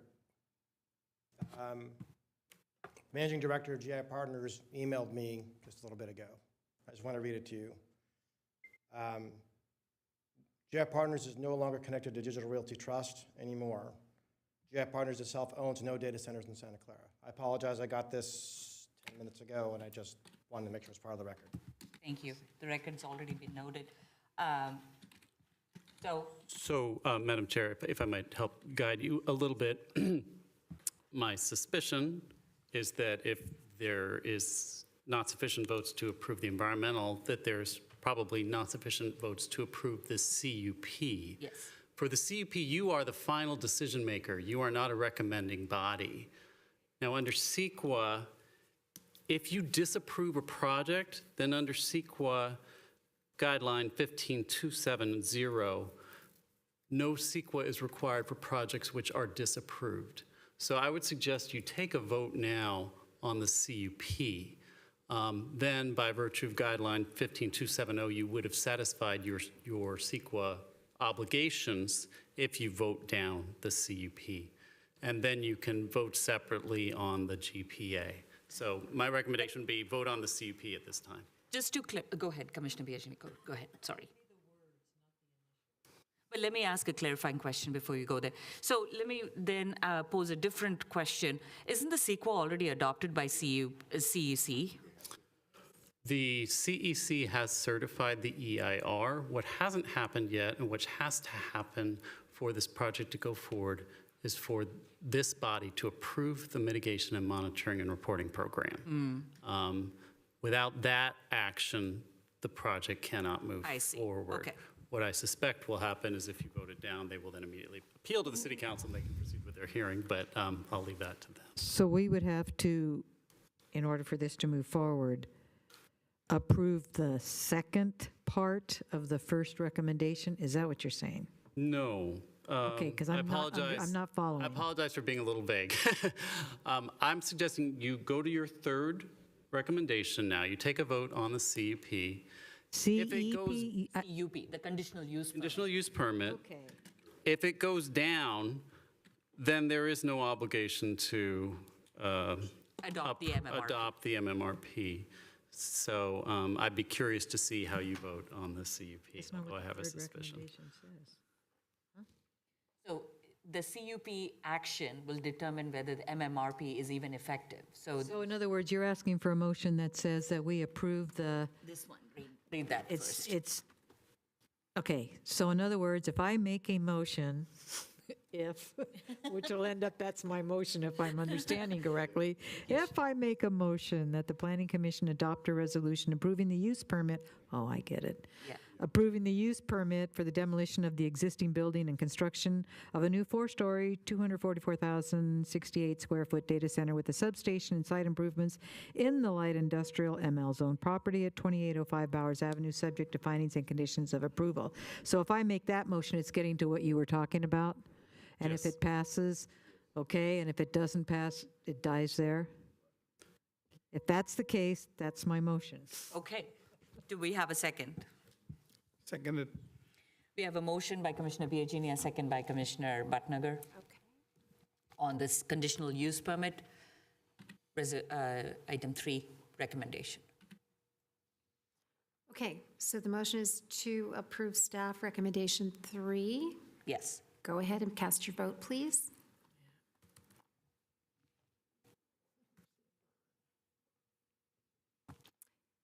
Thank you. The motion does not pass. Okay. Give me just one moment, Chair, just so I can make sure I've understood the code requirements on the CUP. No worries.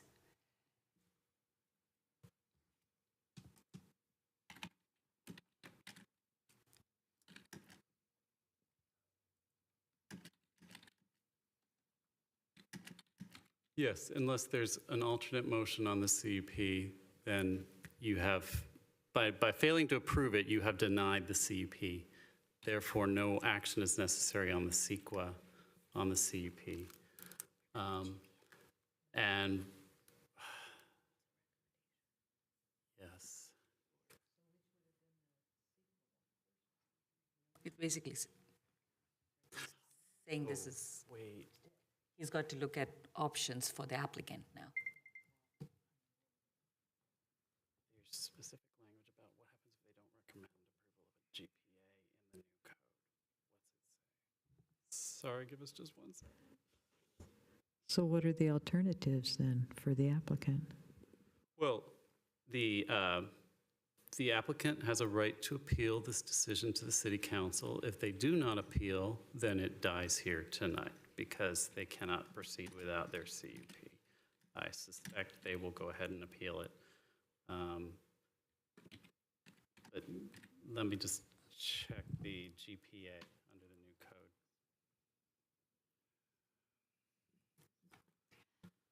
That's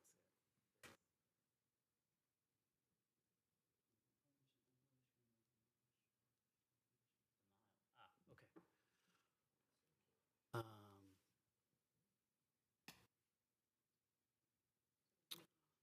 Okay, so, yeah, so actually, yeah, if you wouldn't mind, I apologize for stretching this out, if you could also take a vote on the general plan amendment. We've got the same rule under CEQA. If you recommend denial, then no CEQA is required. So, recommendation 2 now, yes. Okay, yeah, I wondered how that was going to come up, so thank you, because I figured we still had to do that. All right, so I will make a motion that the Planning Commission recommends adopting a resolution recommending the City Council approve the general plan amendment from High Intensity Office / R&D, Research and Development, to Light Industrial, subject to findings. And then it needs a second. Anybody seconding? I can second. Just a question of clarification. And I thought in this, our previous deliberation, we indicated that the zoning map will get itself updated in the future to be R&D. So this will be the odd chicken out when we update the zoning map? Because this will be ML and everything around it will be R&D. Well, right, this will, assuming they appeal, this will go to city council before the zoning map will take Right, place. that's what I'm And because saying. this is, Yeah. So it'll be like. Mm-hmm. yeah, so it would be swept up in that. Yeah.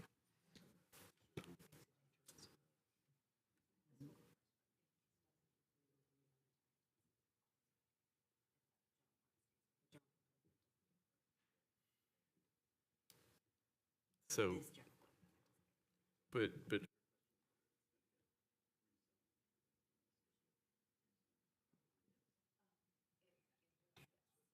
So if it gets rezoned by the zoning map, if Yes. whether this project goes through or not, in the normal world of zoning map reclassification, this land would have been R&D.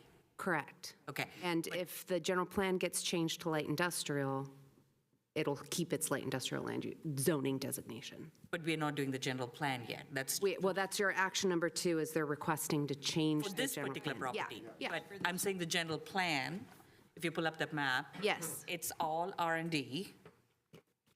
In the future, the zoning map will align and it'll become all R&D. The site is this current But site this is RD, property, yes. if it's getting approved, will be the only ML.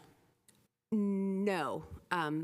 I don't know, Nimisha, can you bring up the zoning map again? South of the site is light ILM, industrial, so light- it's a mix of light industrial and office R&D.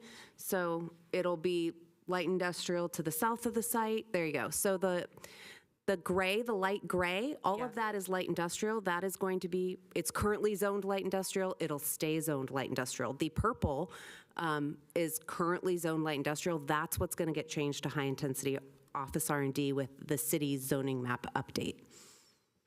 This applicant is requesting to change their So purple to the everything light north gray. of it will, so whatever is in purple, will it translate into the zoning map?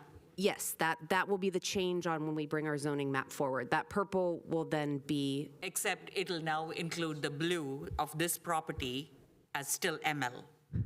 so just look, I know it's confusing. Yeah. Yeah, they're two, yeah. The overlay and this property gets this approval today.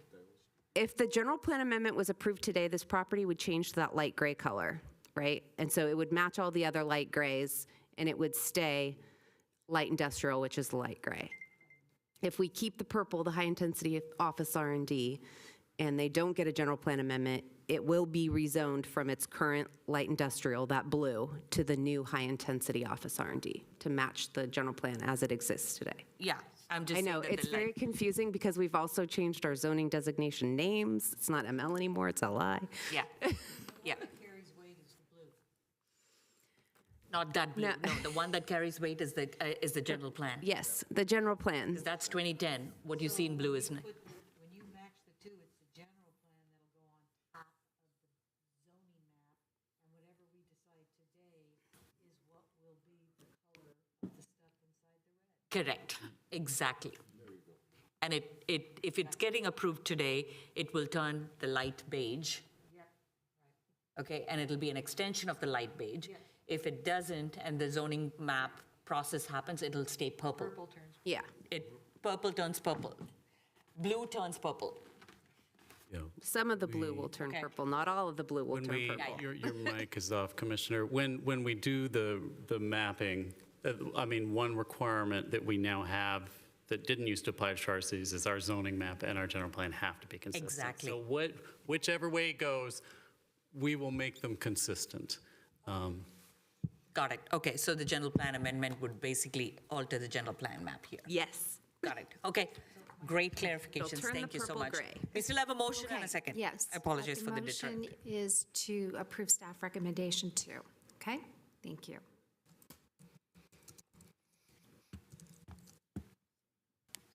I just have to be consistent. Okay, thank you. The motion does not pass. Motion fails, and pursuant to City Code 18142-040C, in the event the Planning Commission is unable to reach agreement on a recommendation on a general plan amendment, the amendment shall be forwarded to the council with a recommendation of denial.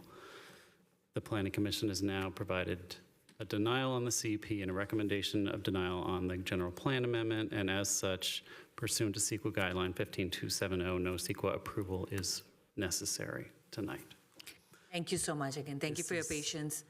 This You're is a welcome to appeal. In fact, I would say go for it. Yes, there is a 7-day period to appeal this Yes. decision to the city council. Thank you again to this commission for this extended deliberation. I'm sure the vote would have been different if we had the 2 members here, which is why I offered that as a choice, but it is now what it is. Yes. Thank you again. We will now move on to the remaining order of items. Reports of commission, board liaison, and committee, announcements or other items. We report on our State of the Valley. Yes, we should.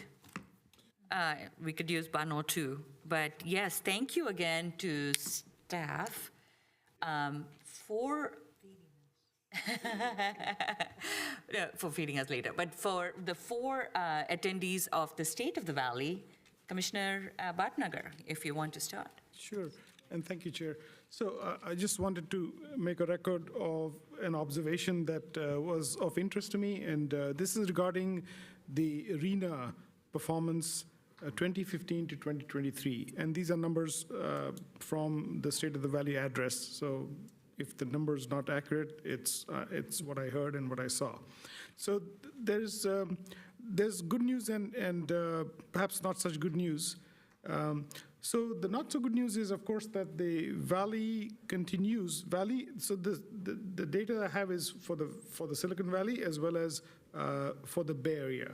So Silicon Valley presumably is the Valley, the San Jose to San Francisco corridor, and the Bay Area is the whole Bay Area, right? North Bay, East Bay, and all of that. Just to be clear. So the interesting thing is both the Bay Area and the Valley continue to build medium income housing at 200+% rate in the last 8-year cycle, compared to all the other low-income categories which were being built at something in the range of 50% rate, right? So there's money talking. The big, houses, the expensive real estate, the property taxes, forcing us into this state where very little low-income housing is being built, and guess what? Every city has now problems with homeless people having to live on the streets. That's, let's say, not so good news, but that hasn't changed. That's the 8-year plan, and previous 8-year plans were probably doing the same thing.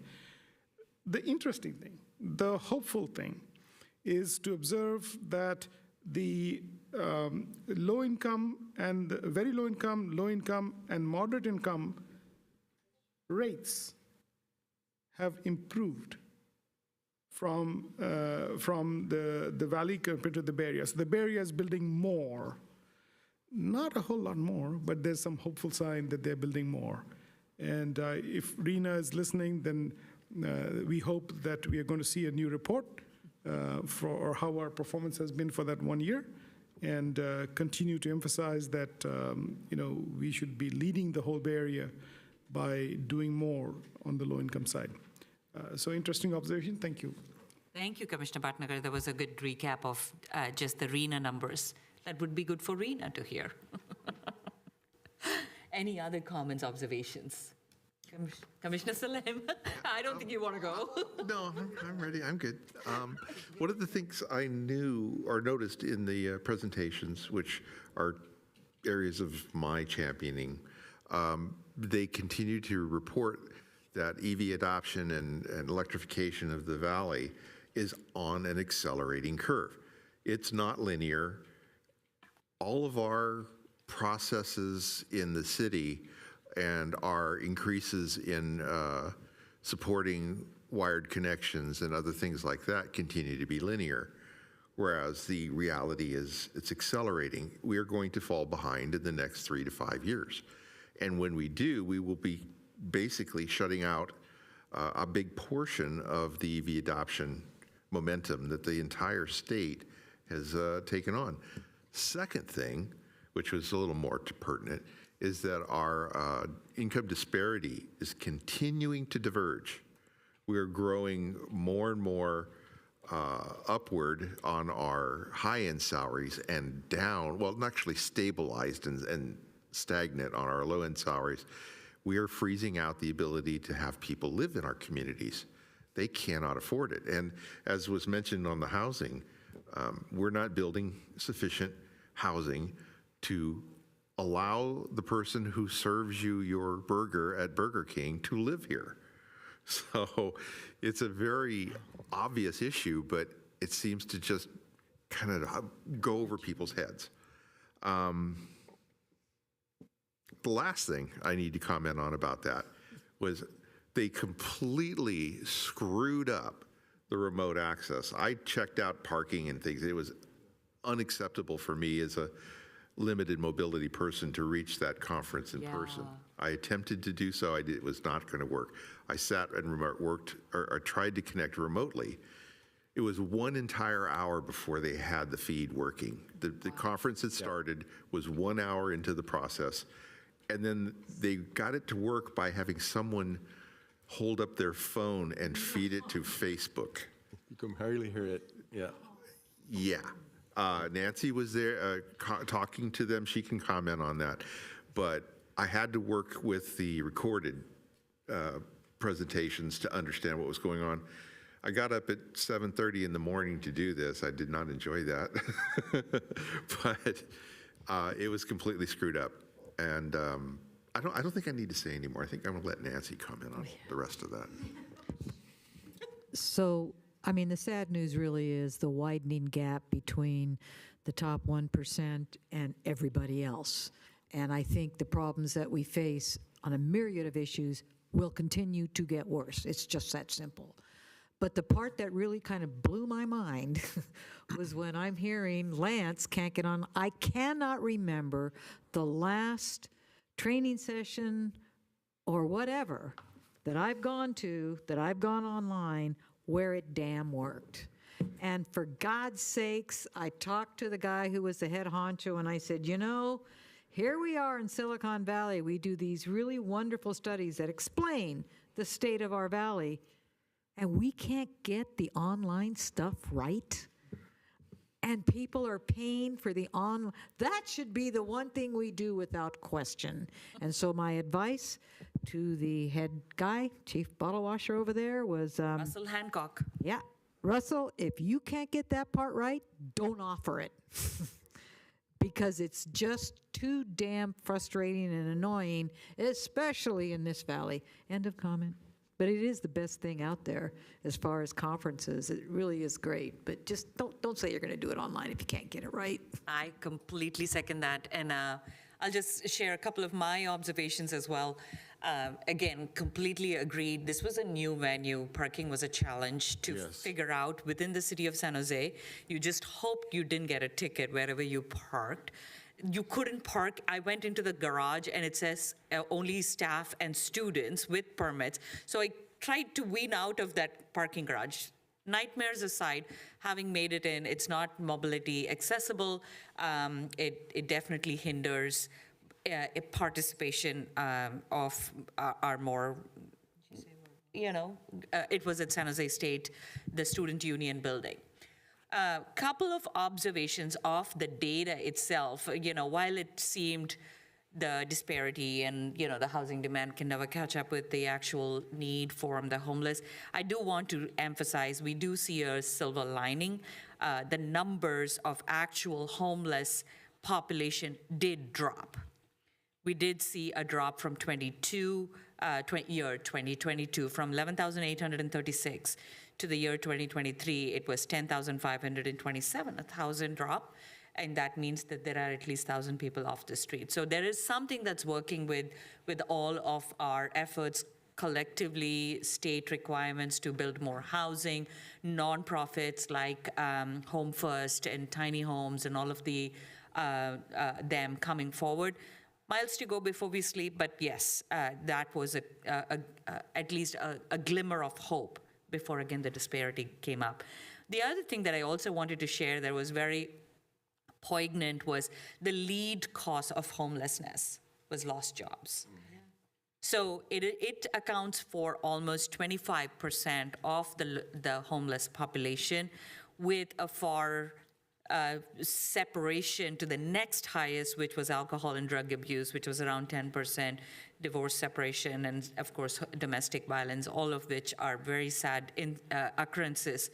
But it was interesting to see that the job market is not helping in the current circumstance to alleviate. And I will just add my plug here. Again, data centers are not creating jobs. Thank you. Okay, we need more sources of employment, not just revenue generating sources. So let's look at money versus people in the light of how our city can enable, and our planning commission and city council can enable actually more job generation for the city, its youth, its older communities, those who would need to stay off the streets, especially the vulnerable populations such as the homeless. So alcohol and drug abuse and all of the misdemeanors and all of that, but I can see a huge population that can actually be met just by creating more jobs in this area. So that's one of my key takeaways. Another, just a very anecdotal observation, which I will share as my own personal interest, was that they tracked to the education starting from 8th grade records.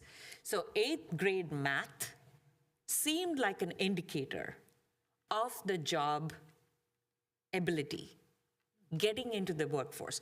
So 8th grade math led to your SAT or your high school grades.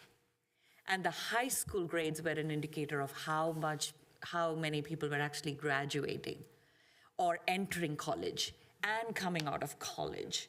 So it was like an actual juxtaposed, and I can sense how people can get so frustrated with math that they choose not to just pursue higher education and grad school.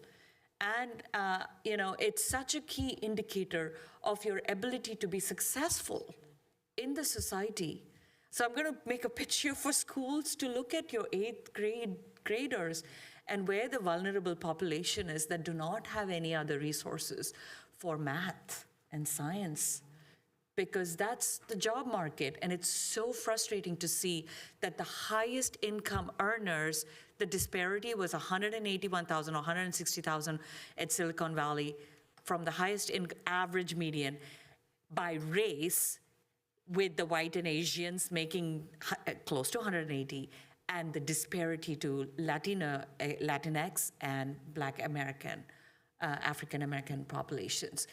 It just dropped to $36,000. So very clearly, education to jobs to housing, they're all connected. And it's just, again, a revelation. When you see the data stats, it doesn't matter what data it is, it's what we do with the data. Just wanted to add that it's very interesting that the correlations are working out. So you just heard that the Bay Area homeless population decreased by 1,000. It's not a whole lot, but it did decrease. It matches the housing increase in the very low income sections of the population through the 2023 RENA program, right? So in other words, there is a dotted line, a pretty clear dotted line between doing a good job there and getting some success on the homelessness front. Is something and also just a quick pitch, I would like to see staff there. Yeah. We missed you. It was a really good, you should really take this to heart. The hall was packed. And our table, we sat at the economic development table with Milpitas. Thanks for Ford, nobody else was there. But we would have appreciated staff being there. It really does Because tell you you will a be the lot. ones working on it, in effect. It will help you in what you do. We will fund it from our planning budget. How about that? We will share our monies with you. All right, moving on. Well, $62, come on. Sorry, Commissioner Saleh. One more. So I had my notes.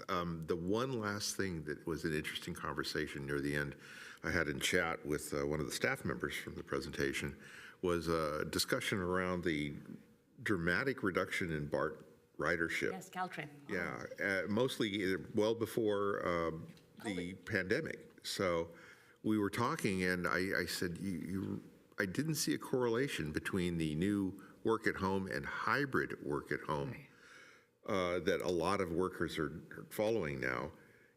And the idea that, yeah, they don't need to commute to work. You're going to get a lower ridership. And the comment was that there is a chart that shows those that work at home and those that don't. But it was A or B, it wasn't A plus B. And they completely missed the statistic of how many people go to work 2 days a week or 3 days a week. And that means they're not commuting the other days. So There is some loss of statistical relevance to some of those parts of the presentation, and they actually agreed that they were going to go ahead and look into it and see if they could come up with better numbers to help explain why we were 40% below Thank you for normal that. ridership. Well, I was one thing hollering you're in missing there. too is the crime rate too, and BART system and Crime. so on. If just heard that in the state of New York, in New York City, they're going to have the National Guard start patrolling the subways to try to stop crime. So that's another issue too that they have. Especially being, a young person, a single woman or something riding BART. Sometimes they don't feel as safe as they want to. And crime is rampant in those. Yeah, I never had, not in subways in New York in the 70s either. There was That's also a woman thing. Yeah. cascading impact of other aspects that, again, we discussed, that as the traffic issues diminish because of hybrid work environment, people are less adverse to hopping in the car and go to work. If they're driving to work because the traffic isn't so terrible, they're not riding BART. All of these characteristics of your behavior as a worker are lining up to really give the meat of what's going on with BART. And then that's the thing they should possibly work on. How can they entice people to always leave their car at home? How can they entice them to travel on BART for other purposes than commuting to work? It may And never Tesla happen. didn't help. 60% of the market shares of electric vehicles in the Bay Area is Tesla. Yeah, and now they're trying to dump them. Yes, great points, and I think a lot more value, and I think it might help to actually have a closer look at what the data means for our city. I downloaded the index again. It will really help. And the other thing that I also wanted to suggest as an improvement, whoever's taking notes from the State of the Valley, is it focused so much on the tech. Yeah. Yes. We were talking about how much that annoyed me. Yes, it kind of didn't go so much into the other sectors. I would have appreciated healthcare for my own personal interest, but it would have appreciated retail. They barely breezed through the commercial vacancies. Apprenticeship programs, Apprenticeships, the education sector where the other jobs can be absorbed. It just focused so heavily on the 60 billionaires in the Silicon Valley and the 86,000 millionaires and the stats. And those are the people that are going to be cleaning their own houses pretty soon if this trend continues. Because the home cleaners, they're not going to be here, they're not going to be able to afford, and I wouldn't be driving no 3 hours to clean somebody's house. So, wishful thinking. Remember, the main sponsors were Meta and Amazon. Sidebar. But hey, healthcare was there. We had Stanford Children's and El Camino. But I really appreciated the last, and I have my own personal friendships there, but sustainability was a nice touch to the entire description. And I took away that water is the new oil, and that the new impacts of any climate events are going to be catastrophical. The 1,000-year flood at San Diego was not even a nomenclature we know of. What is a 1,000-year flood? 500, 200. We've done 100-year floodplains, we've even gone to 500-year floodplains, but when they say 1,000-year floodplains, you just got to whatever, prehistoric. And you got to just understand that that is the nature of the new wave of climate events that are happening, whether it's wildfires in Texas or whether it's the floods and the recent spate of landslides, and just the vulnerability of our region was much more poignant. It's just that good of a conference. Y'all should go. See? We just gave it to you free of cost. Anyway, okay, moving on. Thank you very much for that engagement. Look forward to many more. On that note, I think a couple of us are going to the April National APA Conference at Minneapolis. Nancy and I will be there. We hope to bring back some value there. Any other trainings that we're missing? Okay, seeing none, we will move to Director of Community Development reports. planning budget updates. Sure. As far as your budget update, this is including everything I booked for your travel for the two of you and Lance for your remote. So your balance right now is at 10,736. And we are in February, and end of the fiscal year is end of June, so. You can get your tickets Priya, to us. I mean, Chair Kuru, you did ask me to put on the agenda under announcements and other items. Yes. A topic of, commission dinners. or Yes. Meetings. Did you want to make any comments about Yes, that? since or- we can go into the budget item, Oh, since it'll okay, come under the sure, budget item sure. itself. So thank you again to staff and for reviving a tradition. I won't say reviving because it has been practiced in the past and kind of fizzled out. But we are back to having the option and opportunity to have dinners here. So we will thank staff again for tonight's dinner. Simple but very effective. It helps some of us who come straight from work and skip the meal almost. And to staff, please avail of this as well. You do give your part to us. So thank you so much and highly encourage us to not waste the food. I would appreciate if you give an early head count. If you don't want dinner, please let them know. I would not like to see food going for a waste here. Okay? Okay, very good, thank you. Thank you so much, and we will continue to put that as part of our budget updates. Thank you. Okay, thank you. Any other upcoming agenda items? So you possibly will have a special hearing on April 3rd. That's still to be determined. Okay. But you'll be hearing from us. At your next meeting on April 24th, we anticipate bringing that zoning map amendment to you as well as with a cleanup ordinance. Yeah. And then at that meeting as well, I should be able to bring you the APR report. It will have gone to council at their meeting on the 19th. So the general plan annual progress report. So okay. I do believe you just mentioned. And may I request that, in ruminating about today's data center, very clearly we're getting a message, of course, to the city.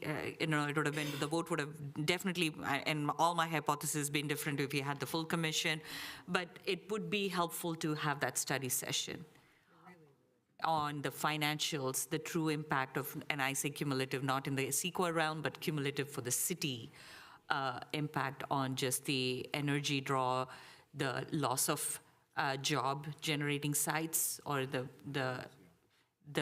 ability to see more of an educated decision rather than, of course, principle-based, where we feel strongly about some things. Okay. Chair, I think Councilmember Becker has asked the city to Yes. do the study, right? So I thought he sent it to city manager.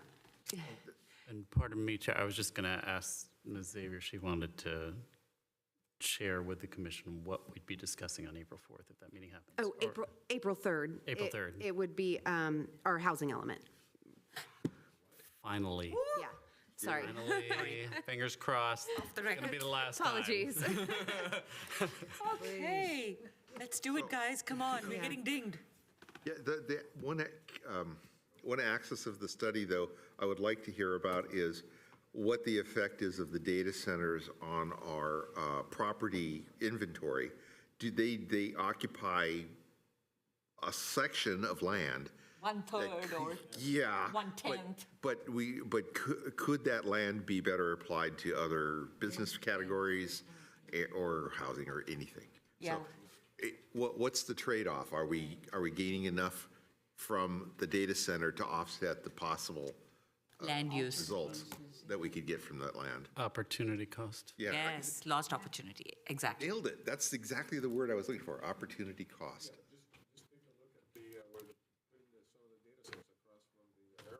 Yeah, it's very centralized for key property. Okay, points duly noted. Thank you. Thank you. Any city council actions?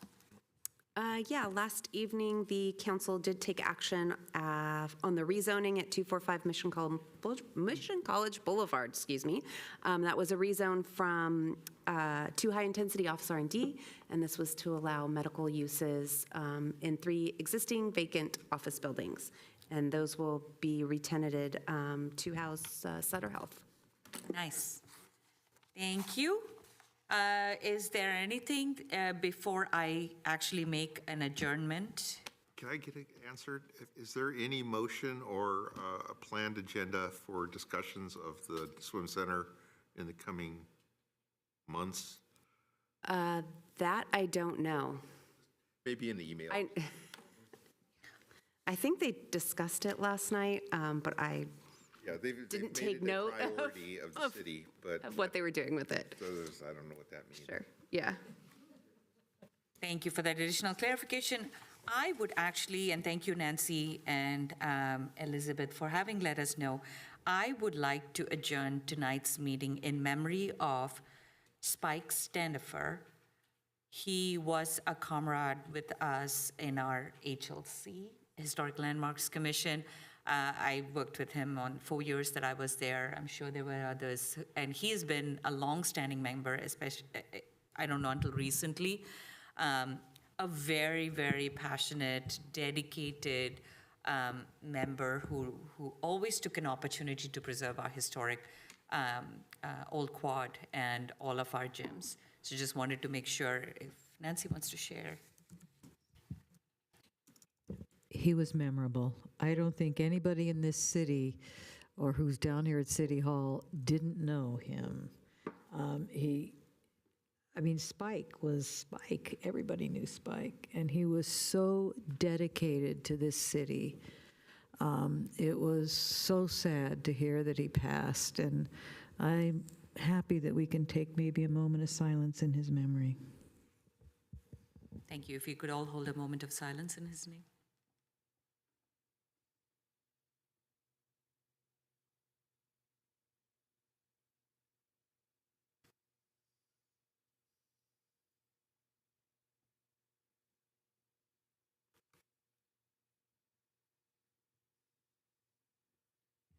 Thank you very much for allowing for that adjournment. And now the meeting is adjourned at 8:12. Now that, That also? now that we're adjourned, if anyone likes the movie E.T. the Extraterrestrial, My Symphony